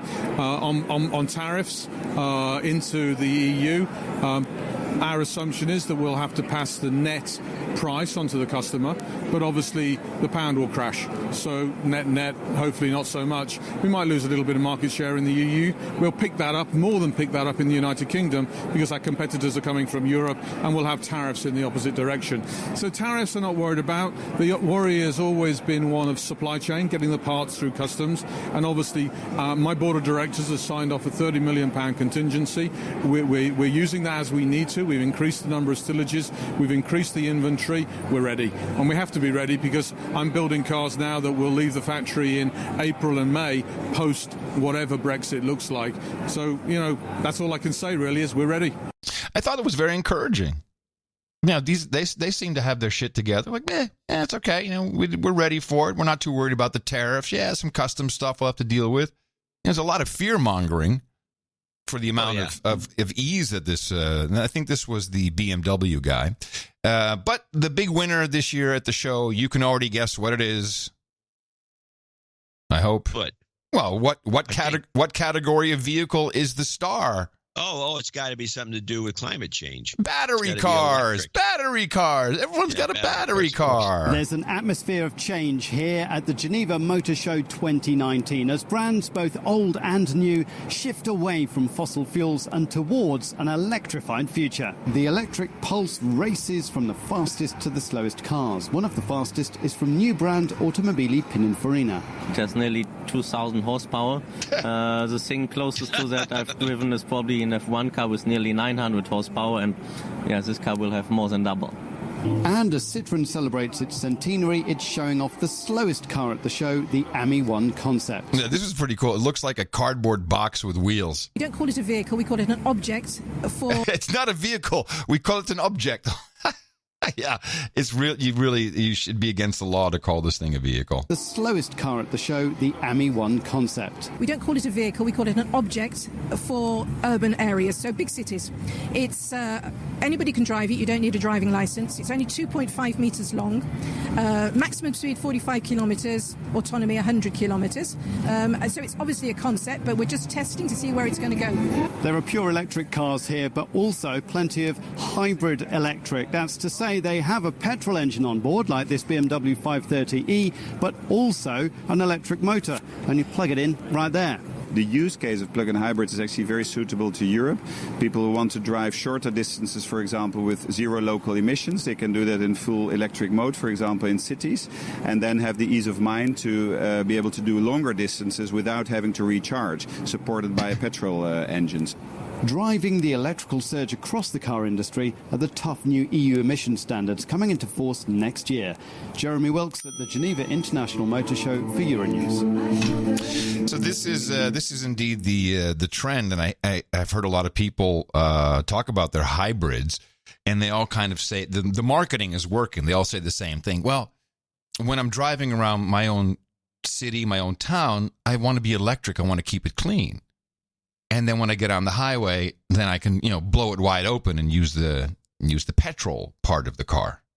So it's the marketing is keep your hometown clean. It's a reasonable approach. It's working. It's working. They got them here. All kinds. I see Mercedes, BMWs. Everyone's driving them. Yeah, you got to keep charging them. That's the problem. But the flying car is off the radar. Yeah, of course. We don't want the flying car. We want an electric car that doesn't really go very far, so you keep the public. So you can't escape. That's the idea. Escape. No escape. There's no escape in your battery vehicle. None. All right. Well, a couple of the other things are going on that might be worth discussing, unless you want to take a break. No, we took a break. Sorry, I was it was so short. I forgot we even did it. I'll take a break if you want, but the show will be over. let's take a listen to what's going on.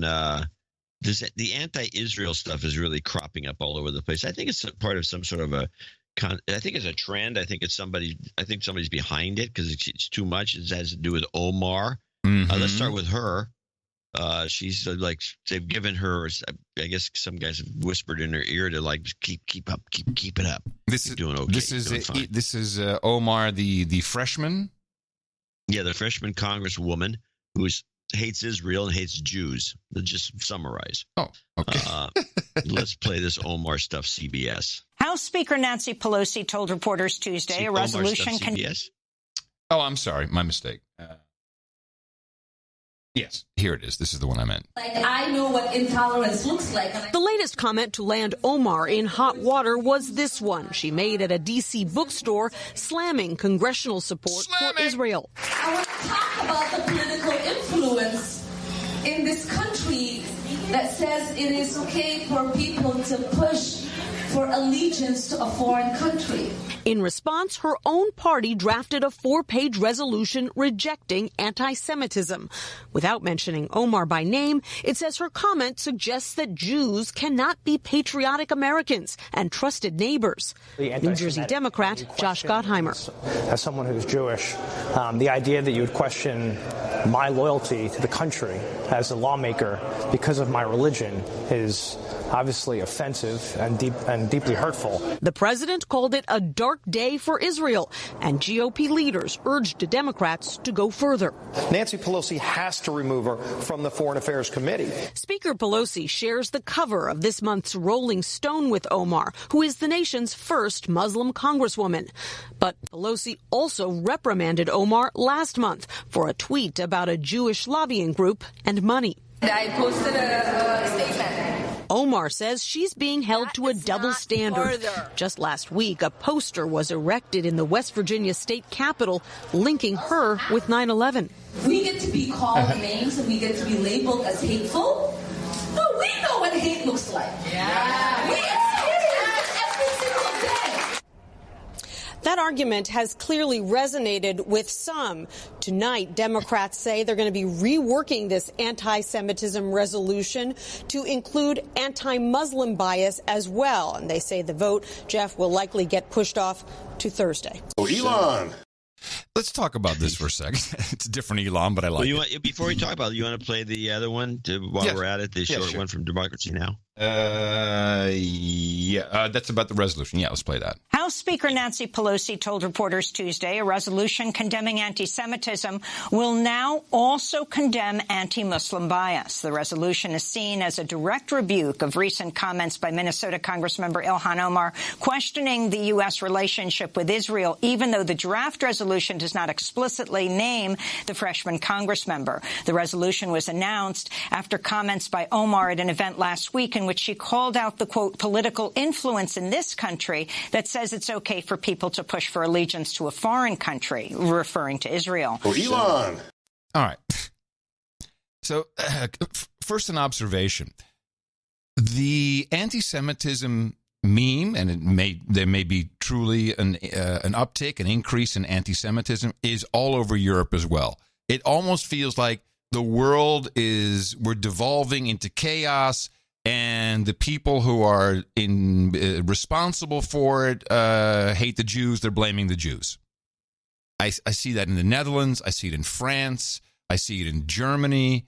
Actually, all over the EU. I'm reading it in the press. A lot of this started with the BDS movement, I believe. The boycott, divest, and what's the S?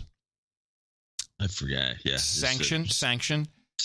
Boycott, divest, and sanction. The Obama administration spent a lot of time promoting the plight of the Palestinians.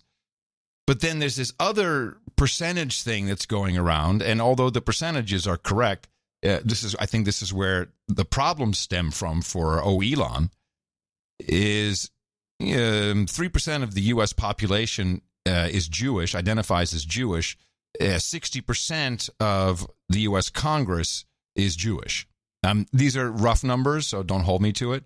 And this is where the allegiance comes from. There's always been, rumors that, all these senators have dual passports, which I have never seen any evidence for. I don't believe that. I don't believe it either.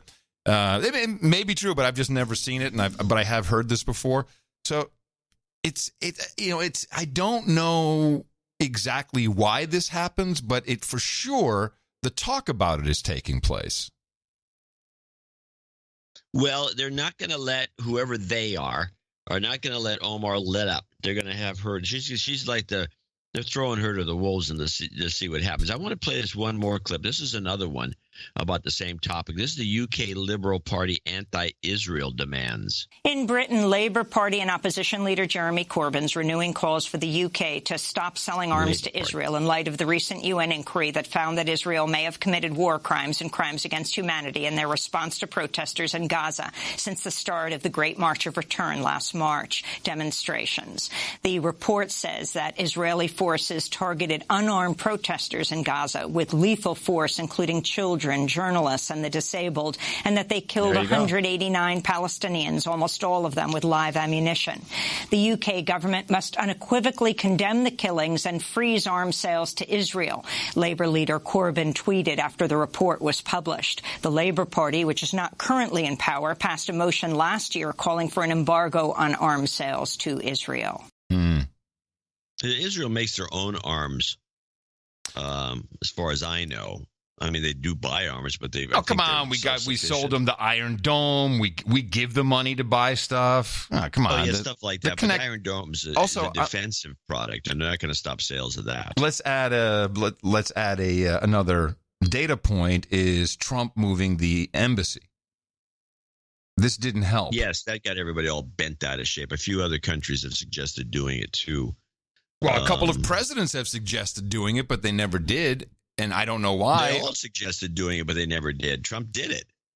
Yeah. So there's a lot of stuff that's always been suggested. Well, hold on. Nobody ever did. Well, let's stick with that for a second. Is it perhaps possible that this is also an anti-Trump thing?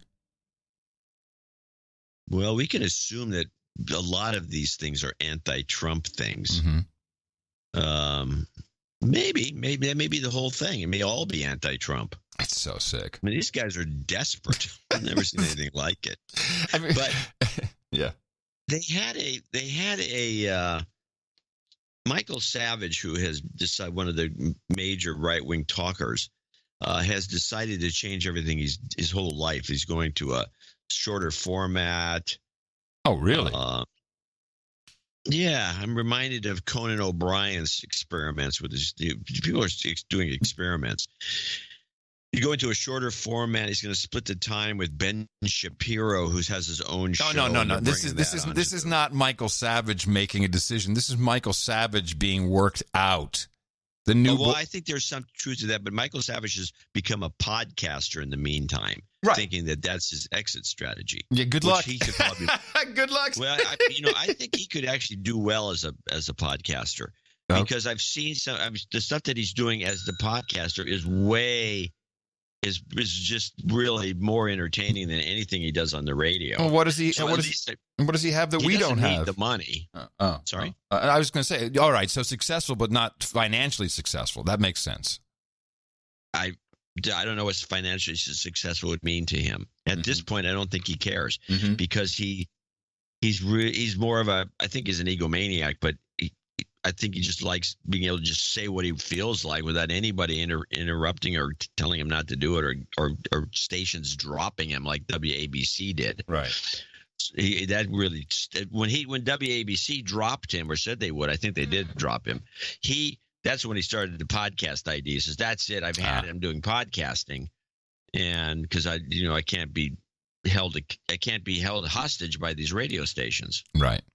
But he had this guest on who just wrote a book, and there's a kind of an Occam's razor thing in here that he's trying to get the guest to tell him why they hate Trump so much, because then this guy wrote a book about the case I think it's called The Case for Trump, showing all the things that he's actually done. He made promises that he kept and things along those lines. And then the guy, and this comes out. This is the weird Michael Savage clip. Well, he certainly used them with Donald Trump. That's for sure. And he's using them with them, and the whole organization, these corrupted FBI agents are using them against Trump also. Yes, it's a shame. Stop. It's a shame. I believe that this is not the guy who wrote the book. This is maybe it is, but this guy is related to the mob, and he's on to talk about how the mob has changed. And anyway, play it again. But I'm not certain of this guy's pedigree. Well, he certainly used them with Donald Trump. That's for sure. And he's using them with them, and the whole organization, these corrupted FBI agents, are using them against Trump also. Yes, it's a shame. It's a shame. Why do they hate? Why do you think, knowing powerful men your whole life, why do you think they hate Trump so much? What has he really done that invokes their wrath so much? He's a businessman. These people are politicians. They don't want to see a businessman succeed. He goes against their beliefs. A businessman. So he's from the outside, in other words. He's from the outside. He's a businessman. So they don't want to see a businessman over a politician to succeed and make America greater than they did.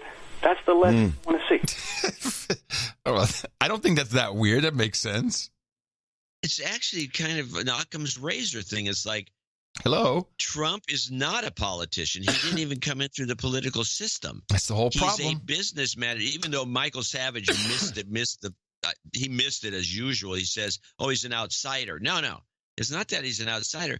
Because if you remember, and I remember this because I've witnessed this forever, this constant harping, especially by the Republicans, that we need businessmen to run the country. Oh yeah. We need a businessman, but then we always elect a politician. And we need a businessman because they'll change things. And then there was the counter argument: no.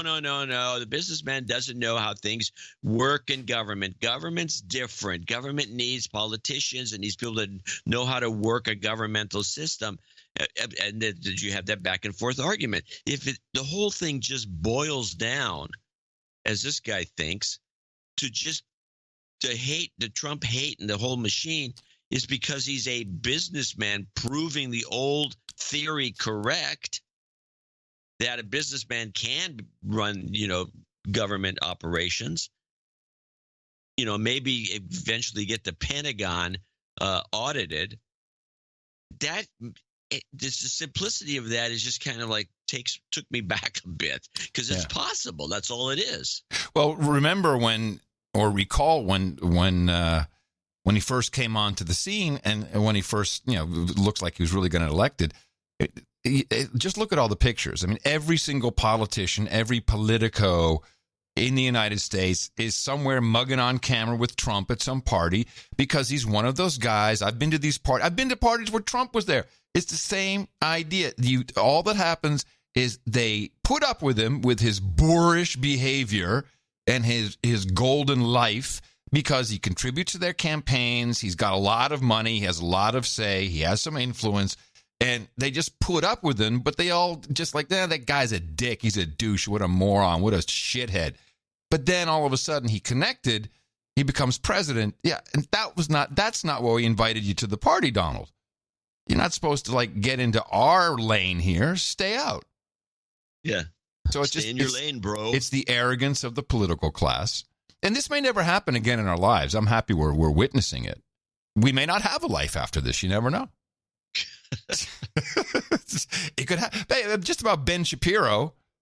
So Savage is going from radio to podcast. Shapiro, who is a Hollywood creation, has had a Hollywood agent. They taught him how to dress. I don't know who taught him how to dress, but they're dressing him differently than whatever he was wearing before. Now he's moving in from podcast into the mainstream, and he's got backing. He's got real money behind him. It's not just his little ads that are running. Here's something he said the other day. They have no agenda. Facts. That's all. Apples, not bananas. Fact. There you go. That's Ben Shapiro. Well, there's another one that's got to be watched. I think this is a piece of crap because I've been listening to it. But play the podcast update. Oh, hold on a second. Good podcast news. Bringing Newt Gingrich, former Speaker of the House, and a new podcast host called Newt's World. He should join Luminary. Did you read about Luminary? Maybe. Get ready. Here is Pod Show all over again. With big stars and paid subscriptions, Luminary aims to be the Netflix of podcasts. Oh, yeah. So, How does that work? So this 40 exclusive shows this company Luminary has lined up. This is a little different than Gimlet.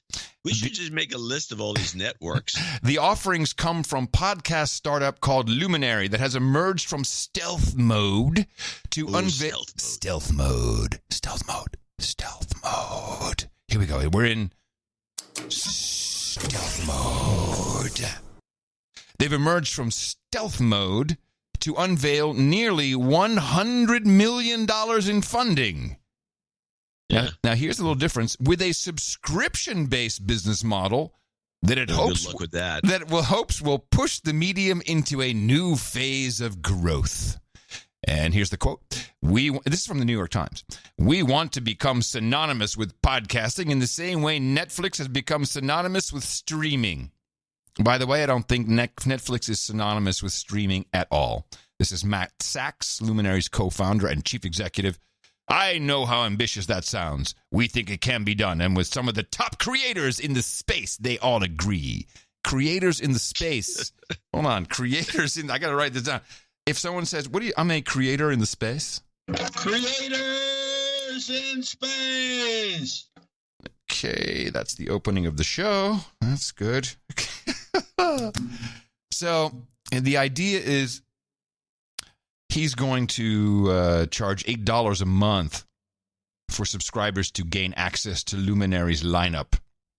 And for $96 a year. Yeah, for creators, Luminary is offering large upfront payment guarantees in exchange. We did this in exchange for exclusive rights to distribute their work, reducing the risk of a concept, and hopefully encouraging greater creativity and higher production values. Yeah, this is Pod Show all over again. Yeah, and it will not work. These guys have any sense of history? No. You know, the New York Times that could have called me for an opposing opinion, we called the Podfather. No, they didn't call you. You're not on the Rolodex. So you know, it's very different when you're talking. What are some of these shows? I mean, keep reading. This is good stuff. I mean, I always enjoy your cynical reading. Oh, okay. I didn't know you were interested in that. Okay, let me tell you some of the shows.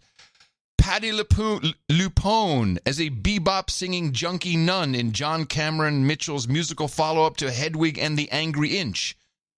A new show from Lena Dunham called The C Word. Are they putting Broadway shows on the podcast? Yeah, this is a musical follow-up to Hedwig and the Angry Inch. Yeah. Let's see if there's anything. Well, here they say here. Patti LuPone, by the way, is the most, of all the Broadway actresses, especially older ones, the most Trump-hating woman. I think she's beyond Barbra Streisand. Wow. That's saying something. It is. A new show from Lena Dunham called The C Word. And a series from Conan O'Brien, Malcolm Gladwell, Trevor Noah. They got the big names, John. They're bringing in the big guns. Malcolm Gladwell has his own podcast. They're just moving it over to this system. Is that what he's doing? I think so. Yeah. So these people are giving up. It's like moving to Sirius XM. You know, you will be relevant to a very small amount of people, and it's, you know, discovery just becomes an issue. Too many people, too many shows, too many channels. And also, discovery is a huge problem. The real problem with podcasting is you have to develop an audience because you can't get discovered. Yeah, and it's I mean, you look at the top 20 podcasts. Every magazine does these. It's nice. It would be nice if we were. By the way, we're never on them. Never. We're never on them. No. And so they have the list, and I've looked at those lists, and I've never visited any of those podcasts. No. Once in a while, this is my habits, and I listen to a podcast or two, but I'll go to I see these new networks. There's a bunch of them. Gimlet, for example. Yep, they're going to move all their. There and I'll look at all these different podcasts about this and that, and then I'll play part of one, and I start it, and it's just always dull, and I just give up on them. So discovery of the good podcast that's in there. I mean, I think your buddy down there, Benjamin at 5x5. Yeah, he's had good. I like his podcast when he talks about podcasting. It's one of the best there is. I think it's the definitive podcast. So you're hitting upon it. I mean, you cannot equate podcasts to television shows. You cannot equate a podcast to to a movie that you get on Netflix. Excuse me. It is you're joining a community, because that's podcast. Yeah, you may have a news podcast like The Daily or Pod Save the Privilege, but that's going to be a community of like-minded political thinking, which can be quite large. But it's a community. Those people are never going to go and find anything else that doesn't interest them. So a lineup of stuff doesn't work. You will hear it's word of mouth. We've seen this growth. We grow year over year. We grow about what, John? 8% maybe? Maybe. That's a reasonable number. About 8%, 8 to 10 maybe on a good year. And that includes that's a net, because we lose we lose people, of course. So we lose a lot of people. Right. And that's not, the growth doesn't come from people seeing seeing an ad or even in a lineup. Although I will say ever-changing artwork does make people curious, and it does have it's more a form of advertising. It's more an alert mechanism, I think. It's like, oh, there's something new that I see that you already subscribed to. Also, the idea of subscribing, it doesn't really matter anymore, as long as a link someone can click on and listen to. But it's going to be a community, and then you have to know how to build one. It's not like a blog. It's not something that people can get a quick hit of. It's like you don't get a quick hit of the No Agenda show. You're either in it, you're interested. It's like a comic, like talk about comic books. There's going to be an audience, and if you follow our value for value model, you'll be able to sustain yourself. And I think certainly a comic book podcast could do that. But I think so. It makes no sense for me to say, I'm going to promote the comic book podcast. There'll be people who will listen, but they're going to find it through a community they already belong to, and they're not going to hear it from me. It's just not the same. It's being treated as music by some. You like that, you like this. None of that works. We've seen it not work consistently for 15 years.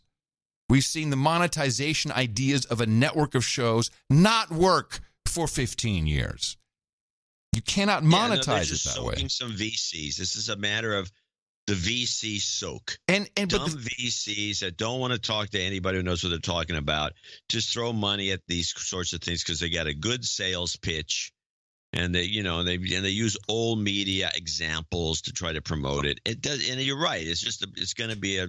And by the way, people make out, and that's about it. By the way, how well is Netflix doing, really? They have a huge issue. They have to raise the price. And Wall Street knows this. Hey, they're the darlings for sure. They came out of nowhere and shot up like crazy. But now it's plateauing. Now, just like the iPhones and the smartphones, everyone has some stuff. Do we need more? Do I need another service? I might have to add Amazon. People only have so much money, and Netflix is not going to be able to sustain itself. Unless they really somehow figure out how they can make enough money on their own productions, which is incredibly expensive. Amazon's all loss leader. No, that's totally risky. So, whenever you're in this type of situation, that your supply chain, which is Hollywood, which you make some of, they're going to raise their prices. So it just won't work. There's only so much talent. I mean, they're intermediaries. It's being an intermediary is very hard to do the arbitrage to make the money between what you owe in royalties and what you can bring in. When it's advertising, the big like everyone else is doing except for this guy. The problem is the advertisers are God, and they tell you what you can and can't say and where they do or do not want their ad placed. When you do it with subscription, you just can't charge people enough money. You can't do this on a network level anymore. It's just not. They haven't figured it out yet. They're going to have to crash and burn. And they will. How's Gimlet doing? Well, Gimlet has its own issue because people are very worried that their favorite shows are, you'll now have to go to Spotify. And, of course, Gimlet is saying, oh, don't worry about that. We will never do that. We'll never, no. Now, of course, that's, I can guarantee you they're going to have to put a couple of their big shows behind the paywall or figure out different ways, with the advertising model. They're saying, well, newer shows won't be freely available. If they're not freely available, they're not going to get any listeners.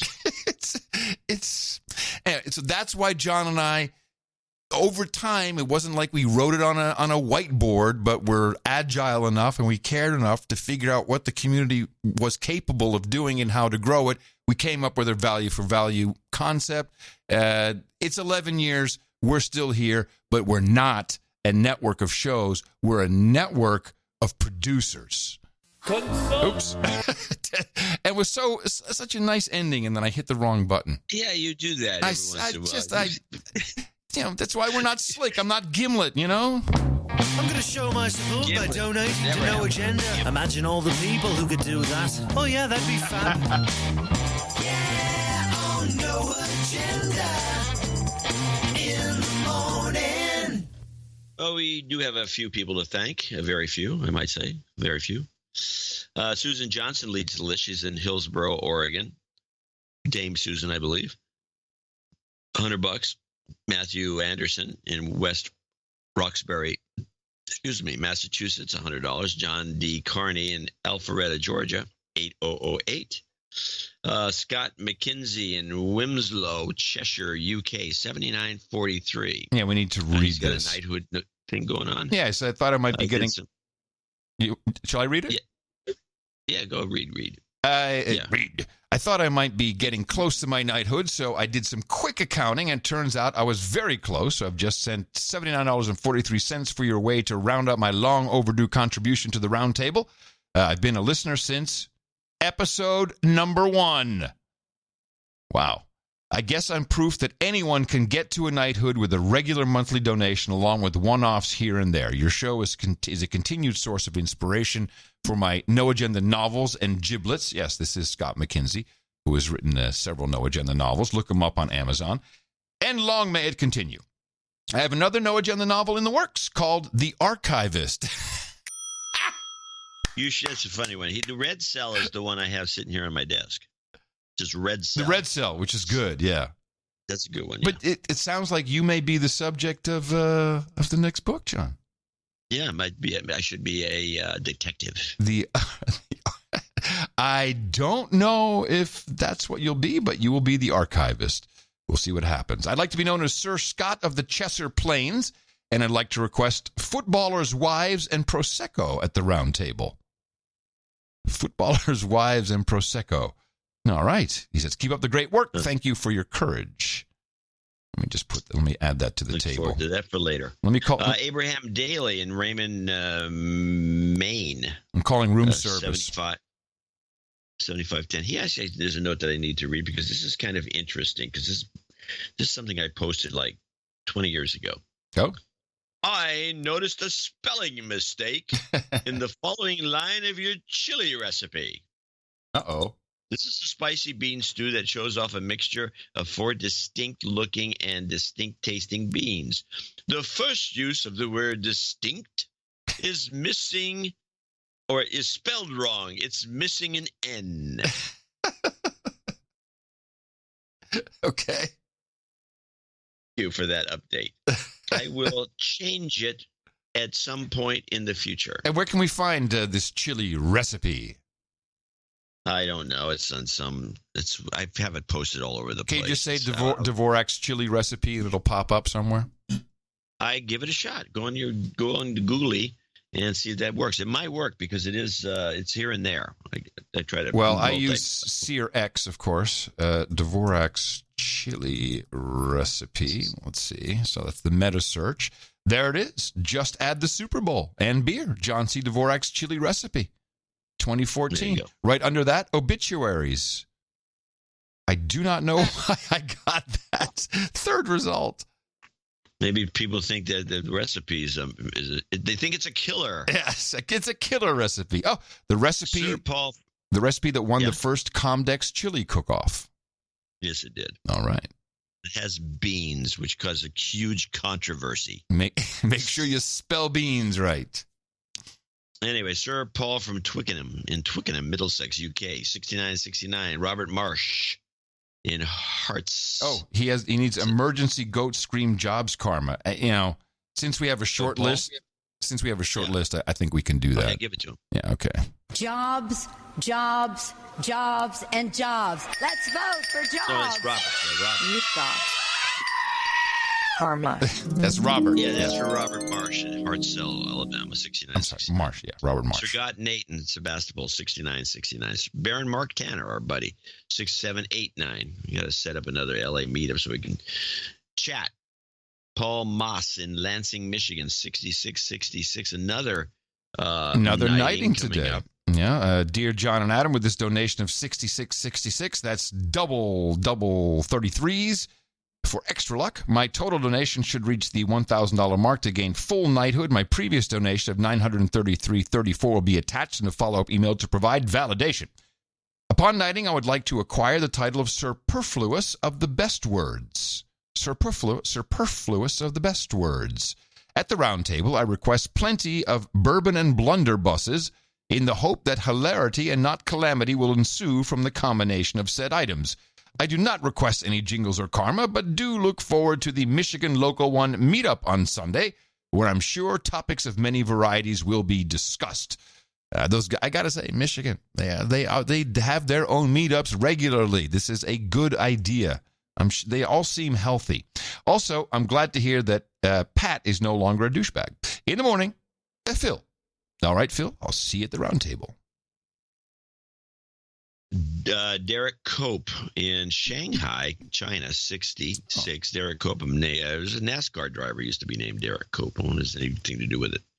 So my second donation, please, with my son Jackson Cope, a happy birthday on the show next Sunday, as his birthday is March 13th.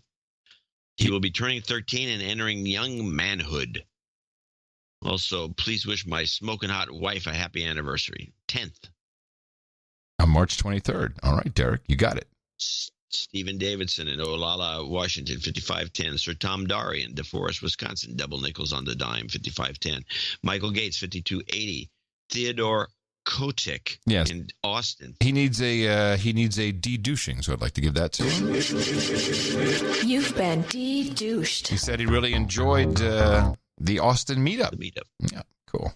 He says he's 55005. Now, the following people are $50 donations, name and location if appropriate. Villarreal in Mercedes, Texas. Heather Rodriguez in Stockton, California. Jonathan Meyer in Xenia, Ohio. Aaron Ostrander in Saskatoon, Saskatchewan. He says, he has a note. Note to listeners, instead of getting hopped up on Adderall and listening to the show at 2x, eat a bunch of brownie edibles and listen at 1/2x.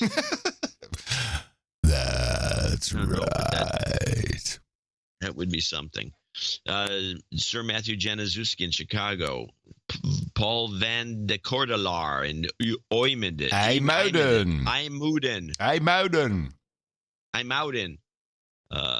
Holland. Todd Moore in Arlington, Virginia.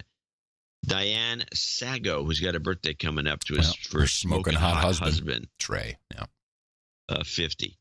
Victor Munoz in Miami, Florida. Andrew Martin in Sydney, New South Wales. Anonymous Scrometer. 50. Here. Please tell Adam not to stop talking about marijuana and marijuana products on the show. The No Agenda hemp community needs its voice. Wait a minute. I didn't know we had a No Agenda hemp community. We probably do. Yeah. Edward Mazurek in Memphis, Tennessee. Jason DeLuzio in Chatsford, Pennsylvania. And last but not least, Sir Brett Farrell in OKC, Oklahoma City. I want to thank all these folks who are helping produce and keep the show going. It was show 1118. Short list, but meaningful. But a good list. Yeah, short list, but meaningful. Thank you. Good people. I do have a make good. Let me see. Oh, yeah, Stevie B missed that on the last show and needed house finding karma. So let me give that to him right now. You've got karma. All right, so we don't have any meetups to promote at the time being. is there nothing further in March? I don't know if anything's coming up in April.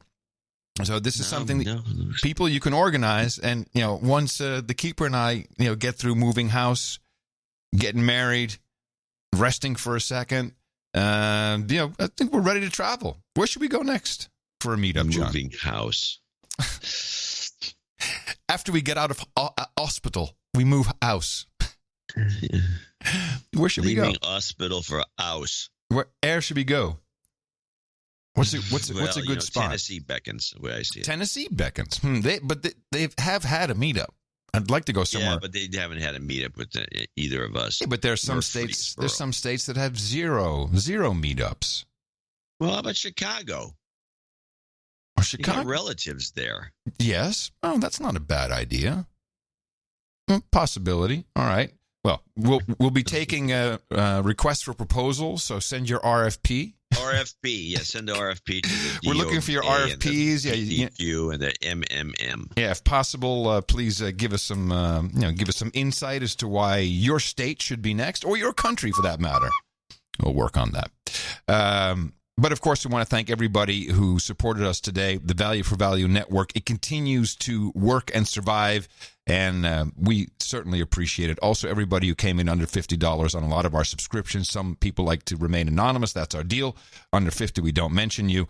Everything else above, we do, and we appreciate it. Please remember us for the next show, which will be on Sunday. Dvorak.org/NA. For those who need the jobs, Karma. Jobs, jobs, jobs, and jobs. Let's vote for jobs. You've got Karma.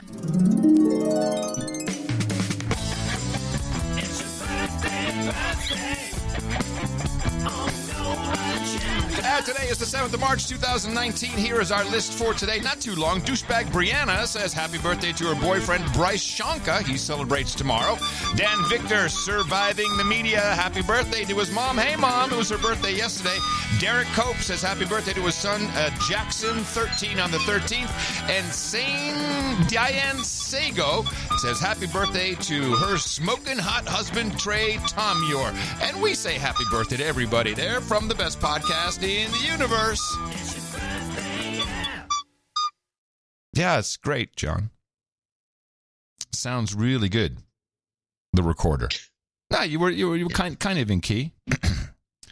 Well, that's my blade. It's postmodern. Yeah.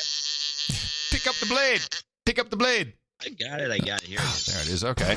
Ryan Hoskins, Phil Moss, Scott McKenzie. Gentlemen, join us up here on the podium next to the lectern. You are about to join all of our Knights and Dames here at the round table, the No Agenda round table of the Knights and Dames, thanks to your contribution in the amount of $1,000 or more. And therefore, I am proud to pronounceate thee Sir Ulfgar, Knight of Orange County, Sir Perfluous of the Best Words, and Sir Scott of the Cheshire Plains. For you, gentlemen, we have at the round table hookers and blow, rent boys and Chardonnay, footballers' wives and Prosecco, bourbon and blunderbusses, cookies and vodka, zucchini and meatloaf, harlots and haldol, beer and blunts, bong hits and bourbon, sparkling cider and escorts, ginger ale and gerbils, mutton and mead. So all of you, three of you, the trio, head over to noagendanation.com/rings. Eric Schill will take care of you. We'll get those out to you as soon as possible. Wear them with pride. Show everyone that you are a knight. And for those of you who would like to join the lineup for next show on Sunday, Dvorak.org/NA. And I have a new Hummer clip. Oh, yes. Nice. Yeah. Jill Aberson still does the rounds.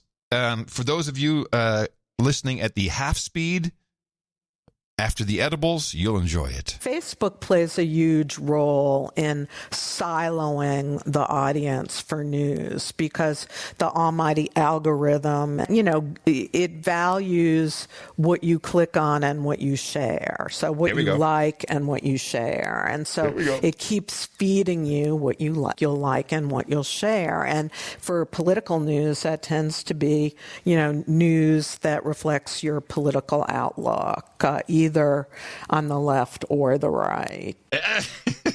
Right. Why isn't never anyone who says, do you know you have vocal fry? I wondered that myself. In fact, I tried to get an interview with her through the publicist at Simon & Schuster. And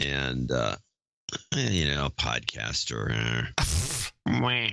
Really? Yeah, well, she's got a long list. She's got a lot on her table. Maybe we can get you some other authors. And so I sent back, Stephen King. I'd love to talk to him. It'd be kind of funny. Wow, kind of denied. Did you say that this is not just any podcast? It's the best podcast in the universe? I plug I do everything I can. It's always like, we got other people that will listen. You have a podunk radio station in Let me ask you a question. Arkansas, and it's a higher priority than any podcast. Question. You want to see if we can prove a point? And just ask our producers to write to the publisher and request the Jill Abramson interview for this podcast? No. Oh. And why is that? Because I would like to work with this publicist for a while before. Okay, that's too bad. The screws to her. Okay, all right, too bad. I understand. Makes sense. Well, I'll tell you this: there is here's the interview I'd like to get do, and if you find a way to push this one, this is the better. Bill Shatner. Oh. You guys want to push me to do an interview? Do it with William Shatner. He's on Twitter. He's here. Yeah. He's there. He's amenable to being hounded, I think. But he's got a front man. I've dealt with this guy before. Is the gatekeeper. I can't remember his name. I knew two guys who could make one call and get him for you. The problem is one is dead, the other one's in jail. But those two, either one of those guys could have made the call. Sure. Thanks for the thought. So who's the front guy? We'll have the producers swamp the front guy. No, he's you're going to have to find some bypasses. You got to get around these front guys. The front guys are no good. They tend to be just gatekeepers. No, podcast. No, not going to happen. You're not going to do any podcast. You've tried as a podcaster. You've tried to get Bill Shatner. Yeah. Oh, absolutely. And you're on first name basis, Bill, like Bob Mueller, but yet you can't get him to come on the show. Bill. Yeah, I met him too, but no, I can't get a hold of him because he's got this front guy, gatekeeper. Front guy. Oh, Bill is also in his 80s, I think now, isn't he? Yeah, but he's still pretty lively. It'd be a great interview. No kidding. Maybe that'd be not. It might great. Be terrible. It'd be great for May 19th. But he is himself an interviewer, and he prides himself as being good at it. So might be fun. Okay. What do I have here? Yes, I have. Oh, this by the way, I should point this out. People always say, you guys should do more interviews. The successful interviewers, and there's plenty of them out there, they're not successful because of their style or whether they're famous or anything. It's because they all have, with almost no exceptions, fabulous bookers. Yes. Who have big, giant Rolodexes. Yes. Also known as a address book these days. Well, Rolodex is somewhat outdated, but yes. But that's what it's called. Yeah. And that bookers, and we have no bookers. And so, if there's any bookers out there that want to help us, that'd be great. But I don't think we have any bookers that listen to the show. We have a pretty good booker at Silicon Spin for a while. We do have literary agents. We have that. Yeah, literary agents are okay, but most authors aren't that interesting to speak with. Right. To be honest about it. Yeah. Well, one thing to do is, you could finish a book and then go on all kinds of other shows and get interviewed and, make the show better that way. Because you'd be the guy that would go on every podcast. Work. I can't hear you. Hello? All right. Hey, how about a Venezuela update, John? Yeah, how about a Venezuela update? All right, we're going to begin tonight with the very latest out of Venezuela as the U.S. continues to try and push for its seemingly appointed president, Juan Guaido, while at the same time trying to take down the Maduro regime. The plan, however, seems to be hitting roadblocks both from an operational perspective as well as from a PR perspective, as the State Department takes issue with reporters for not writing the Venezuela story the way that they want it to be told. That's verbatim, by the way. We're going to show you. We have several reports tonight, both on Venezuela and on Elliott Abrams. And we're going to begin with RT correspondent Dan Cohen.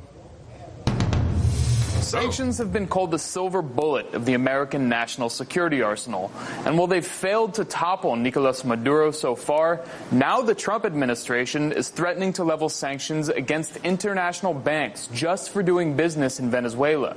In a statement released Wednesday morning, National Security Advisor John Bolton said, quote, "The United States is putting foreign financial institutions on notice that they will face sanctions for being involved in facilitating illegitimate transactions that benefit Nicolas Maduro and his corrupt network." This transition, what many call an outright coup d'etat, hasn't gone as Washington envisioned, but the State Department wants journalists to call Juan Guaido the interim president anyway. Now, I wish I knew a little bit more about these financial sanctions, because it's not really reported in any detail. Because I'm this is clearly, all sanctions hurt people. It is a form of warfare. And it's a style of, from what I understand. By the way, I want to mention something as preface to this clip in the next one. This is RT, which I'm going to for these clips because RT, Russians on the side of Maduro. So this is going to be a skewed report that I think you're going to get more information from, knowing it's a skewed report than you're going to get from the mainstream. Oh, for sure. My understanding is that these are these targeted sanctions where you find some rich guy who's like loaded and he's made a lot of money off the regime, and he's got bank accounts in New York and so they seize his assets basically. Anything they here? do this with the Russian oligarchs. Yeah. Same thing. It's a great system. We're very good at it. Go Bitcoin. Yeah, we're the best. Go Bitcoin. Okay. We know it. We'll break up this report. I have a report from Euronews, which has a different slant on it. But as far as I can tell, Guaido has zero power. Daniel Kriener had only been in his job for a year. Now he's been told to quit Germany's embassy in Caracas. The sanction came after he joined a group of diplomats that welcomed self-proclaimed leader Juan Guaido on his return to Venezuela on Monday. Guaido condemned the expulsion when he addressed Venezuela's opposition-controlled National Assembly. They are threatening an important European country, which is helping Venezuela in a humanitarian way. It is important that the people of Venezuela know that. Not only are they blocking and burning, they're also verbally threatening whoever is helping Venezuela. Germany has joined most Western nations in recognizing Guaido as Venezuela's legitimate head of state. But President Nicolas Maduro's government accuses Kriener of interfering in the country's foreign affairs. A statement from Maduro's foreign ministry said Venezuela would not accept a foreign diplomat acting in clear alignment with the conspiracy agenda of extremist sectors of the Venezuelan opposition. It sounds like Guaido has no power. They're kicking anybody out they want. Well, this is getting ridiculous, but let's play part 2 of this RT report. We have noticed in news coverage that some outlets are incorrectly referring to Juan Guaido as the opposition leader or the self-proclaimed president. Neither is correct. To refer to Juan Guaido as anything but interim president falls into the narrative of a dictator. Don't tell that to the White House, which has dropped the interim tag altogether and now calls Juan Guaido the legitimate president of Venezuela. But journalists aren't following the State Department's orders. You're complaining because news outlets are calling him by a title that you don't think that he... Not a complaint, pointing out, just trying to correct. Well, it sounds like a complaint to me, and that seems pretty weak sauce. I don't understand what your problem is. I mean, he's the interim president, and we don't want to. You consider him to be the interim president, and as you say, 50 other countries outside of recognize him as the interim president. But there are more than 190 members of the United Nations, so your 50 countries is not even close to half. What AP journalist Matt Lee said is true. There are 195 countries, and last I checked, 50 is a lot less than half of 195. But Senator Marco Rubio is taking the pressure campaign to another level. First, he chastised the Wall Street Journal and Washington Post, not exactly staunch critics of U.S. foreign policy, for using the terms opposition leader and self-declared interim president to describe Guaido. Then Rubio pondered if CNN is concerned conspiring with Moscow to undermine Guaido. There's no telling what the U.S. will do next or who it might sanction. Perhaps it will force CNN and the Wall Street Journal to register as foreign agents, just like this network. Okay. Yeah, typical RT dig at the end. Well, first of all, thanks for bringing Matt Lee back to the show. That's great. Yeah. What do you say? That's weak sauce? Good old weak Matt. Sauce. Oh, nice. Oh, I got to start paying attention to Matt now that he was on a lot of planes. He was always flying around. He wasn't at the press briefings that much. Yeah, he looks like he's back on track, which is good. There's That's good. one last clip, which is Abrams and genocide in Venezuela, which is also from RT. Elliot Abrams, the Trump administration's special envoy to Venezuela, is coming under fire by a group of both genocide survivors as well as family members of victims in World War II's Holocaust and genocides in Latin America during the 19th century. Now, this has a lot to do with where I'm standing right now. I'm at the U.S. Holocaust Memorial Museum, and this group is demanding that Abrams be removed from the museum's Committee on Conscience, of which Abrams has been a member since 2009. In a letter to the U.S. Holocaust Memorial Council, they claim that Abrams is a, quote, proven supporter of some of the world's most nefarious perpetrators of genocide and mass murderers for nearly 40 years. The family members also invoked his role in U.S. policy promoted by the Reagan administration in Guatemala, which was even defined as a genocide by a Guatemalan court last year. U.S.-backed death squads killed 200,000 people in Guatemala alone. Yet when he was asked to answer for his role in this massacre on Charlie Rose, he simply laughed. And some say he even pioneered the strategy of using aid as a Trojan horse delivering weapons to U.S.-backed forces, referring, of course, to his overseeing the smuggling of weapons through Iran to Nicaraguan right-wing rebels. And Abrams even heralded the decision to supply Nicaraguan forces as a, quote, big change in the right direction. He said that violence would increase because the purpose of our aid is to permit people who are fighting on our side to use more violence. There you go. You know, what are they doing? What is the plan? I mean, there's no plan. They just expected this to work out, I guess. Who was that high that they thought seriously that would work? Again, again, this is old school politicians thinking that they can, and that's nice that you had Matt Lee in there, thinking that they can control the message. The message is, this guy is the president. We said so. All you little people go out there and say yes. You heard Euronews is all in on it. Oh, he's the president. Every other publication, the mainstream, but the people know it's bull crap. We're talking about it right now. We're circumventing all of that. The politicians really believe that stuff still works. But this is what I'm afraid of. So when they see it doesn't, then what do? And then there's, kinetics is like what's left. Well, rebelize, man. It's kinetics. Exactly. Build a cyber wall. Okay. Rebelize. I didn't have an opportunity to clip. I saw on CNN International, I saw the Cuomo kid, who I have to be honest, it's against all better judgment. He's kind of making a little more sense these days. He's not really as unhinged as I thought he was. Now, maybe I've just been beaten down by, the European media into submission of, maybe this guy is good. I don't know what it was, but he had a whole thing about this crazy amount of migrants coming to the border from the south. And I was like, wait a minute, is this the upside down world? And he said, no, the numbers will scare you. And here's from the New York Times from yesterday. Border at breaking point as more than 76,000 unauthorized migrants cross in a month. Yeah, it's out of control. But but everyone was saying that this was not true. It was like, it's down, it's the lowest ever. And now overnight, because we follow this all the time. You and I pay attention to this. I don't know. So, first couple of paragraphs. The number of migrant families, this is an important point, crossing the southwest border has once again broken records with unauthorized entries nearly double what they were a year ago, suggesting the Trump administration's aggressive policies have not discouraged new migration to the United States. First dig at Trump right at the beginning, the guy who says build a wall.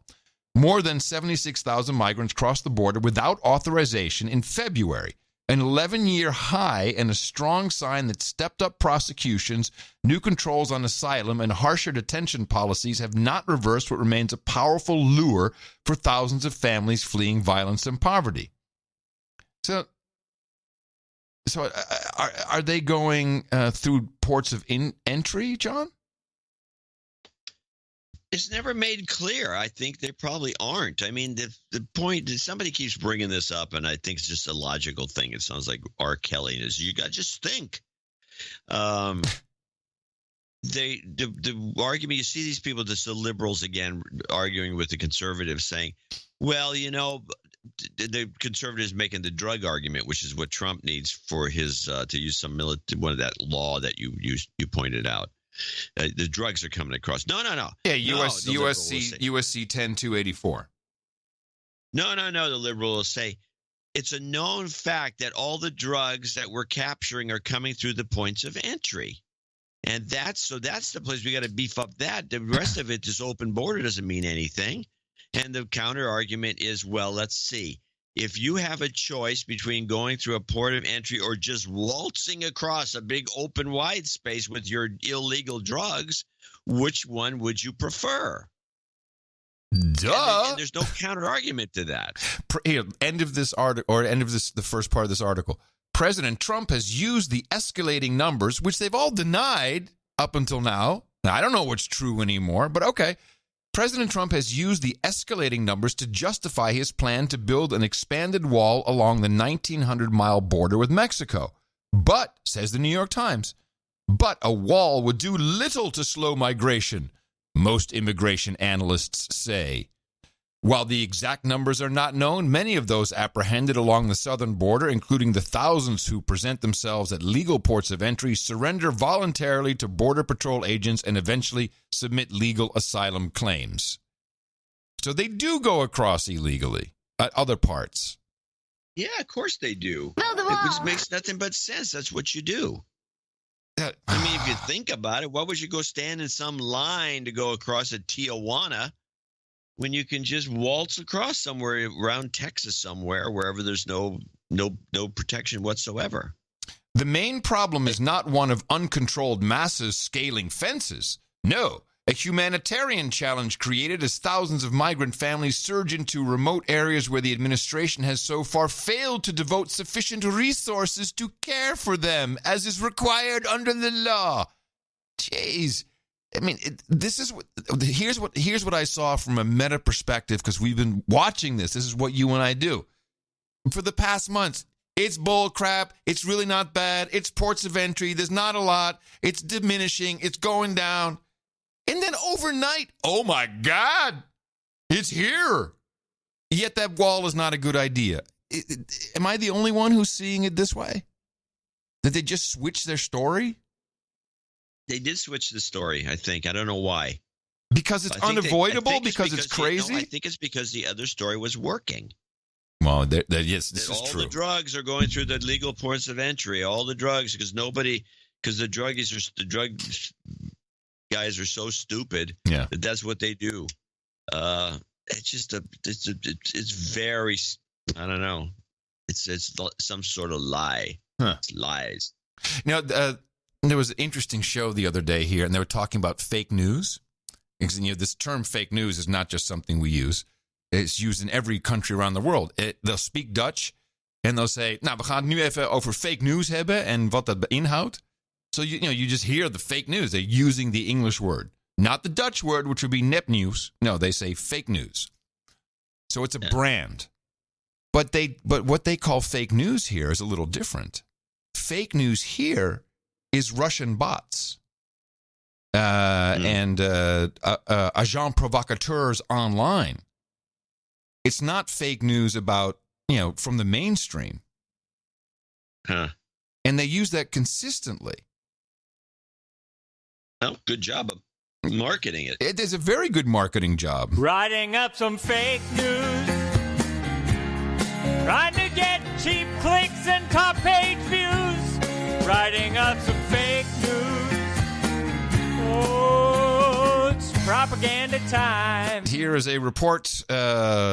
Is a Euronews report. The reporter is Russian. It'll take you about a sentence to get into her accent because there is new legislation in Russia regarding fake news. No more critics or jokes about Vladimir Putin will be allowed in internet. This is probably how the nearest future will look like, as the Russian lower house of parliament has just adopted in the third reading this very controversial law. It bans any publication that shows disrespect to the state's institutions, the symbols of the state, like the Russian flag, for example, the law enforcement agencies. So basically, all the deputies, for example, and the head of the state will be protected by this law. Those who violate it face huge fines, and if they repeatedly violate it, they face up to 15 days in prison. However, they will be given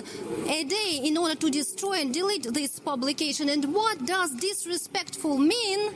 Actually, the lawmakers gave their explanation that they said that it could be any publication that offends human dignity and public morality.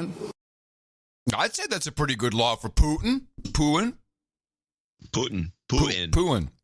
By the way, this reporter, I would have her, if I had an American show on television, I'd have her on. I think the accent is fantastic. It's really a good one. It's not anything you can even imitate. It's so out there. I'm not sure that you can't get a handle on it. I don't think so. It's really odd. It's definitely something. Well, that's kind of interesting. This is a sedition laws, censorship. Yeah, Putin's got sick of it. He's just sick of the bull crap, I guess. Trump probably wishes he could do that. Well, put everybody out of business. I was going to ask you, has no one picked this law up yet? Because that would be exactly what I'd ask my little MK Ultra Mockingbird talking heads to do, is say, here, read about this law, because that's what Trump wants to do here. Yeah, that's coming, but this is not on the rotation yet. I did catch an interesting clip about, they're still talking about the finding ways to investigate Trump, and Nadler is going after him, and this is going to end poorly for, I think, a lot of people, not necessarily Trump. But I want you to listen to this, and then I want to comment on this. This is the investigating Trump insurance purposes democracy now. 1 week after Trump's former personal lawyer and fixer Michael Cohen delivered an explosive congressional testimony, the New York Times is reporting New York state regulators are investigating insurance claims and policies of Trump's businesses and have subpoenaed the Trump Organization's insurance broker, Aon. Michael Cohen told lawmakers last week the Trump Organization regularly inflated the value of its assets for insurance purposes. The news comes one day after the House Judiciary Committee requested documents from 81 people and groups in Trump's inner circle. Wow. That's their strategy, huh? Well, here's something, because this is supposed to be a scandal, and this is examples of millennials and also people who's never owned property, know nothings like Amy. Inflating, I don't think Amy's not a millennial. No, but I said know nothing like yes. Amy. Okay, all right. Inflating your insurance value, inflating the value of something for insurance purposes is what you do. Yes. This is what you do. It's not a scandal. Have you ever watched the Antiques Roadshow, people? The guy will give you the different price. Well, the auction value is $50,000, and you probably find it in a retail setting for $75,000. And for insurance purposes, I'd value it at $100,000. It's always double the actual value. You do that, and you pay the rate. You pay an increased rate. You pay an increased rate. So what is scandalous about this? This is standard operating procedure. It's not a scandal, but the way she presents it is as though it's, oh my God, he's This is scandalous. This is, again, the example of the earlier clip where you have a businessman versus a politician. And it's like that's what business people do. This is what normal people do. Yes, normal people. With that, I want to hear it again. 1 week after Trump's former personal lawyer and fixer Michael Cohen delivered an explosive congressional testimony, the New York Times is reporting New York state regulators are investigating insurance claims and policies of Trump's businesses and have subpoenaed the Trump Organization's insurance broker, Aon. Michael Cohen told lawmakers last week the Trump Organization regularly inflated the value of its assets for insurance purposes. The news comes one day after the House Judiciary Committee requested documents from 81 people and groups in Trump's inner circle. Are you sure she's got the information right? Is there not like a second part to this explosive information? This is really what they're doing. Report. So and so there are prosecutors who are investigating this, actual legal people. Like within the justice system. I have no idea what they're thinking. It's the stupidest thing I've ever heard. And to make it sound like it's some scandal is beyond me. I mean, how dumb are you? But the fact, let me hear again who's doing that. 1 week after Trump's former personal lawyer and fixer Michael Cohen delivered an explosive congressional testimony, the New York Times is reporting New York state regulators are investigating insurance claims. New York state regulators.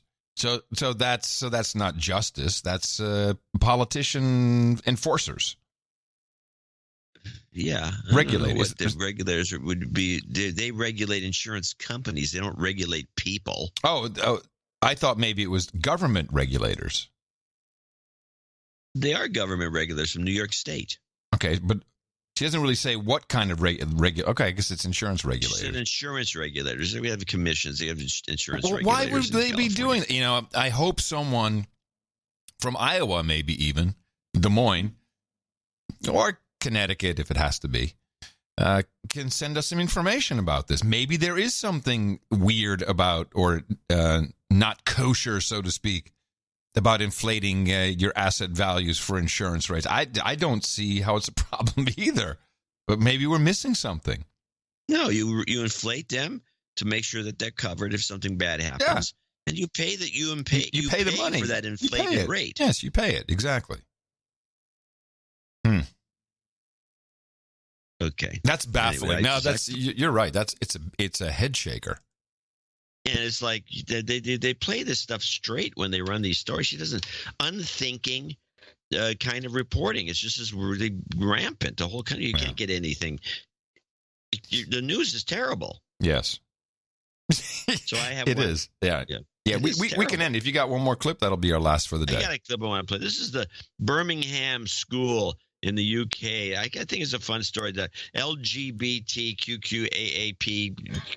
whatever is they're going to stop teaching certain things in the school because they're just fed up. A primary school in Birmingham has caved into pressure and temporarily pulled the plug on its lessons on LGBT rights. That's after hundreds of parents reportedly kept their children at home in protest. RT's Polly Boyka gives us the details. Well, the cause of this row is a educational diversity program called No Outsiders, and it aims to teach kids about the different types of families that they might encounter and talking to them about things like the idea of having two mums or two dads and reading books to kids as young as 4 about the concept of same-sex families. The program was devised by the deputy head of the school at the centre of this row. His name's Andrew Moffat, and actually he's been nominated for the World's Best Teacher Award. Take a look at him talking about the programme. Mummy Lula hugged her, and now they were sick on both of them. Mummy Nini got some tissues and wiped them both. No Outsiders is about teaching children that you are different, but you can still be friends with anybody. There's a huge rise in hate crime in the last year. As schools, we have to find ways to teach children to counter that, really. But the majority of the parents at this school are unhappy with Andrew Moffat's teaching methods. It's a predominantly Muslim school, and parents fundamentally disagree with the idea of teaching kids about homosexuality and LGBT issues. Some of our viewers might know that in Islam, homosexuality is forbidden. So up until now, the school had really held firm and said that they would continue this, what they see as a very necessary diversity program. But now a number of media outlets are saying that the school has sent a letter to parents saying that the lessons are going to be stopped. Take a listen. Up to the end of this term, we will not be delivering any No Outsiders lessons in our long-term year curriculum plan, as this half-term has already been blocked for religious education. Equality assemblies will continue as normal, and our welcoming No Outsiders ethos will be there for all. Oh, man, you did it. You did it right at the end of the show. I'm impressed. I'm impressed. Clip of the day. Wow. The Muslim part blew me away. Like, what? That's the thing, that the irony of the whole thing is that Muslims are pretty conservative in some ways, and that's one of them. And they're not putting up with this crap, as opposed to the Christians who are cowed into putting up with all of it. You know, I ordered the book, and I started reading it. I did not bring it with me. Raising Your Transgender Child. Very interesting. Oh, well, you have to give us a report. Oh, no, I will be giving a book report. Totally. I don't know if you want to take the time to read it, but that's why I'm doing it for you. But it's very enlightening. And this is a book that I know with certainty some parents of very young transgender children are reading. So I wanted to understand what they're reading. And it's well worth discussing. But that won't be until next week, because I'm still going to be here on Sunday. Tomorrow I finally get to hang out with my daughter and watch some more European news and watch it unfold, see if I can learn anything to share with the group. Great. Always entertaining. Yes. Thank you. Thank you for that. Also, thank you to Matt Lazari, to Sidonian, and Leo Lapuke for the end of show mixes. Appreciate it as always. And I did not thank the Troll Room or the artist, so I'll have to, of the last show. Somehow I missed that, so I'll have to do that on Sunday's show. Coming to you from the runway suite here at Schiphol Airport in the Netherlands, Gitmo Nation Lowlands. Remember us at Dvorak.org/NA until a Sunday.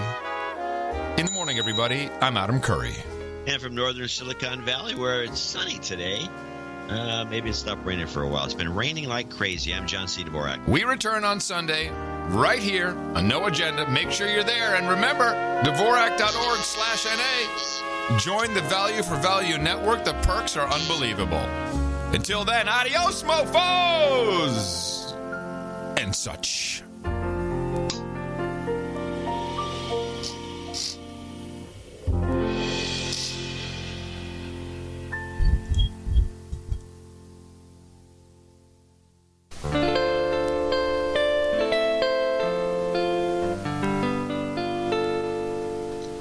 It's not easy being a douche, spending each day letting people down, when I think it could be nicer giving a $1 or $5 or $10 a month to the best podcast in the universe.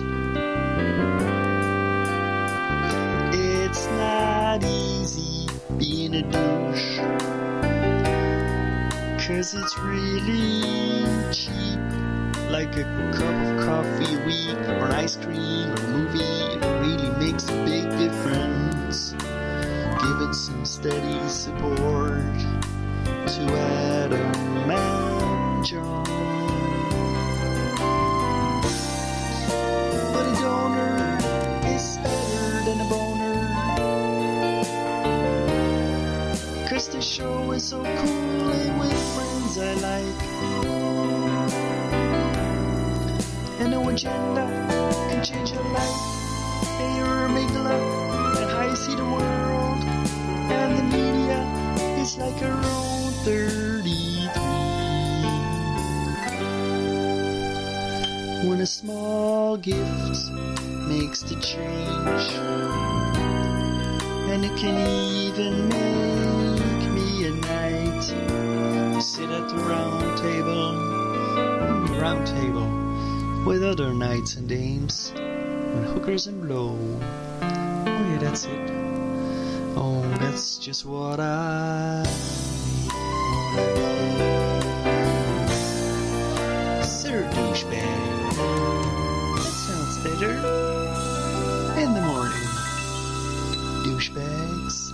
We have 12 years, or this planet is going to suffer irreversible damage. I was considered crazy. The world is going to end in 12 years. As far as private jets are concerned, would you want to ban those as well? No? It was close to 12 years without a major hurricane, right after Al Gore told us we were going to have Katrinas every year and we were all going to die. They told us back then that we had about 10 years, and that was 14 years ago now. And now they've started a new timeline. They start the clock over again. It's like turning the hourglass upside down. Then, Margaret Hamilton with a flying monkey next to her. This is for real. It is not made up. Hello, it is winter. 3-4 weeks ago, it was what? 3 degrees outside. It's a heat wave out here now. We have 12 years to turn this around. Don't they know it's the end of the world? We need some global warming.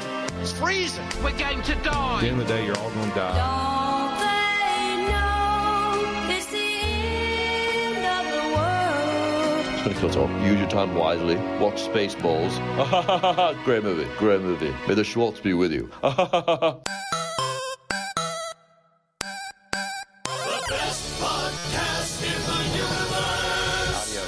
Mofo. Dvorak.org/NA.